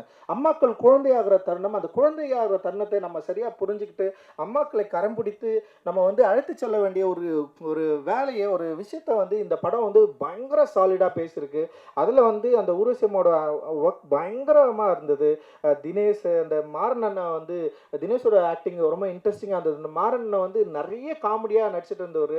அண்டு இந்த படத்தில் வந்து ஒரு கேரக்டர் ஆர்டிஸ்டாக அவ்வளோ அற்புதமாக பண்ணியிருக்காரு. ஒரு புதிய ஒரு நடிப்பு பயணத்தை வந்து இந்த படத்தில் வந்து அவர் தொடர்றாரு அப்படின்றத வந்து நான் ரொம்ப பெருமையாக நான் வந்து சொல்லிக்கிறேன். அண்ட் வந்து இதில் நடிச்சிருந்த எல்லாருமே வந்து பானு பயங்கரமாக பண்ணியிருந்தாங்க. அண்ட் வந்து மெலடி ரொம்ப நல்லா பண்ணியிருந்து, அந்த இவங்க எல்லாருமே வந்து நல்லா பண்ணியிருந்தாங்க. மியூசிக் வந்து ரொம்ப சிம்பிளாக, சந்தோஷ் நாராயணுக்கு எப்படி வந்து ஒரு அட்டகத்தி வந்து ஒரு ரொம்ப சூப்பரான ஒரு தொடக்கமாக இருந்ததோ, அதே மாதிரி வந்து பிரிட்டோவுக்கு வந்து இந்த படம் வந்து நிச்சயமான ஒரு தொடக்கமாக இருக்கும். அண்ட் எடிட்டர் எல்லாருமே, ராம் ஆர்ட் டைரக்டர் ரொம்ப எமோஷ்னலாக பேசினா, அவனை பார்த்தாலே ஒரு முரடன் மாதிரி இருக்கிறான். ஆனால் வந்து அவ்வளோ ஒரு எமோஷ்னலை வந்து அவனுடைய உடம்புக்குள்ளே வந்து வச்சுருக்கான் ஏகன். அண்ட் வந்து இதில் ஒர்க் பண்ண எல்லாருக்குமே வந்து என்னுடைய மிகப்பெரிய நன்றிகள். அண்டு இதுக்கு பெரிய சப்போர்ட்டாக இருந்த அதித்தி ஆனந்தை பற்றி நான் பேசி ஆகணும். அண்டு வந்து அதித்தி வந்து காலா படத்தின் மூலமாக என்னை ரொம்ப பிடிச்சி போயிட்டு அவங்க வந்து என் கூட வந்து சேர்ந்து படம் பண்ண வந்தாங்க. தனுஷோட படத்தை வந்து அவங்க ப்ரொடியூஸ் பண்ணியிருந்த ஒரு ப்ரொடியூசர். அவங்க ஹிந்தியில் பாலிவுட்டில் வந்து நிறைய படம் பண்ணியிருக்காங்க. அண்ட் வந்து அவங்க என் கூட சேர்ந்து ஒர்க் பண்ணணும்னு சொல்லிட்டு வந்ததுக்கப்புறம் ஒரு 5 படம் பண்ணலான்னு சொல்லிட்டு பிளான் பண்ணோம். அந்த 5 படத்தில் வந்து சுரேஷ் அண்ணன் படமும் இருந்தது. அண்டு அந்த படத்தை வந்து அவங்க அந்த கதை கேட்டு அந்த ஒர்க் பண்ணி இவ்வளோ நாள் சப்போர்ட்டிவாக இருந்து இன்றைக்கி வந்து இந்த படத்தை ரிலீஸ் ஆகிறதுக்கு மிகப்பெரிய சப்போர்ட் பார்த்தீங்களா Aditi Anand and Vista Vision அபய்க்கும் இந்த டைமில் வந்து நான் பெரிய நன்றி தெரிவிச்சுக்கிறேன். பெரிய பெரிய சப்போர்ட்டிவாக அவங்க இருந்திருக்காங்க எங்களுடைய எல்லா. ஏன்னா விஸ்டாவுக்கெல்லாம் பார்த்தீங்கன்னா அங்கேருந்து யார்கிட்ட கேட்பாங்களே ரஞ்சித் மாதிரி ஒரு ஆள்கிட்ட வந்து ஒர்க் பண்ண அப்படின்னு கேட்குறப்போ இங்கே என்ன பண்ணிட்டாங்கன்னா ஒரு ஆள் சொல்கிறார் ரஞ்சித் கூடலாம் சேர்ந்து ஒர்க் பண்ணாதீங்கலாம் சொல்லிட்டாங்க. இங்கே இண்டஸ்ட்ரியில் நிறைய பேர் வந்து நமக்கு எதிராக நிறைய கருத்துக்களோடு இருக்கிறாங்களே. இப்போ அவங்க என்ன பண்ணிட்டாங்கன்னா ரஞ்சித் கூடலாம் சேர்ந்து ஒர்க் பண்ணாதீங்க, இது வந்து கொஞ்சம் பிரச்சனையாக மாறும் அப்படின்னு சொன்னதுக்கப்புறமும் மீறி விஸ்டாவிஷன் வந்து என் கூட வந்து அதித்தி ஆனதோட சேர்ந்து வந்து என் கூட வந்து நிறைய படம் ஒர்க் பண்ணி இன்னும் நிறைய படம் என் கூட வந்து ஒர்க் பண்ண அவங்க தயாராக இருக்கிறாங்க. அண்ட் டிசைன் பிரத்தோல் வந்து ரொம்ப சூப்பராக பண்ணிகிட்டு இருக்காரு. அண்ட் எவ்ரி டெக்னீஷியன்ஸ் ஒர்க்கர்ஸ் எல்லாருமே வந்து அவங்களோட பெஸ்ட் ஒர்க்கை வந்து இதில் வந்து கொடுத்துருக்காங்க. நிச்சயமாக இது வந்து மக்களுக்கு பிடித்த ஊடகங்களுக்கு பிடித்த எல்லாருக்குமே பிடித்த ரொம்ப அற்புதமான ஒரு எமோஷனலான படமாக இது இருக்கும் அப்படின்னு நினைக்கிறேன். உங்களை நாங்கள் மீண்டும் சந்திக்கிறோம். அண்டு தொடர்ந்து உறுதுணையாக இருக்கிற அந்த விளம்பரத்தில் வந்து உறுதுணையாக இருக்கிற வந்து நம்ம பீட்ரூட்டும் அண்ட் வந்து குணாவுக்கு வந்து நாங்கள் எந்த மேடையிலையும் நன்றி சொல்கிறதே இல்லை. பிஆர்ஓ குணா அண்ட் அவருடைய தம்பிகளுக்கு வந்து என்னுடைய மிகப்பெரிய நன்றியும் மகிழ்ச்சியும் நான் தெரிவிச்சுக்கிறேன். எல்லாரும் சொல்கிறாங்க. கவிதாவுக்கு வந்து ரொம்ப நன்றி. அவங்களுடைய அடைமொழியில் வந்து எல்லாரும் வந்து அற்புதமாக அவங்க வந்து எல்லாரையும் இன்வைட் பண்ணுறது. அண்ட் இந்த படத்தை எங்களோட சேர்ந்து ரிலீஸ் பண்ணுற சக்தி ஃபிலிம் ஃபேக்ட்ரிக்கு வந்து இந்த இடத்துல வந்து நன்றி தெரிவிச்சுக்கிறேன். காரணம் வந்து ப்ளூ ஸ்டார் அப்படின்ற வெற்றி படத்தை தொடர்ந்து நம்ம தொடர்ந்து இயங்கலான்னு சொல்லிட்டு இந்த படத்து மேலே பெரிய நம்பிக்கை வச்சு என் மேலே பெரிய நம்பிக்கை வச்சு இந்த படத்தை வந்து மார்ச் 8 வந்து நம்ம வந்து ரிலீஸ் பண்ணுறோம். அண்ட் அவங்க வந்து ஒரு பெரிய சப்போர்ட்டிவாக இருந்தாங்க. அண்ட் சக்திவேலனுக்கு வந்து என்னுடைய மிகப்பெரிய நன்றிகள். மார்ச் 8 வந்து மகளிர் தினத்தை முன்னிட்டு இந்த படத்தை வந்து ரிலீஸ் பண்ணுறோம். அண்ட் எல்லாருமே உங்களுடைய அம்மாக்களோட வந்து இந்த படத்தை பார்க்கணும் அப்படின்னு சொல்லிட்டு நாங்கள் வந்து வேண்டுகோள் வைக்கிறோம். குறிப்பாக இந்த படம் தியேட்டர் அனுபவத்துக்காக எடுக்கப்பட்டது. தியேட்டரில் நம்ம எல்லாரும் ஒன்று கூடி தியேட்டரில் வந்து அந்த படத்தை பார்த்து நம்முடைய உணர்வுகளை சந்தோஷத்தை பகிர்ந்துக்கணும் கொண்டாடணும் அப்படின்ற விருப்பத்தோடு எடுக்கப்பட்ட படம். நிச்சயமாக நீங்கள் எல்லோரும் தியேட்டரில் வந்து இது வந்து படம் பார்க்கணும். உங்களுக்கு விருப்பமான தியேட்டர்களில் இந்த படம் வந்து ரிலீஸ் ஆகும். நீங்கள் வந்து வரணும், பெரிய ஆதரவு எங்களுக்கு தரணும், தொடர்ந்து நல்ல சினிமாக்களை தமிழ் சினிமாவில் தொடர்ந்து எடுக்கணும் அப்படின்றது தான் எங்களோட விருப்பம். உங்களுடைய பெரிய ஆதரவுக்கும் பெரிய வாழ்த்துக்களுக்கும் பெரிய நன்றி நன்றி நன்றி. மகிழ்ச்சி. ஜெய்பீம். தேங்க்யூ.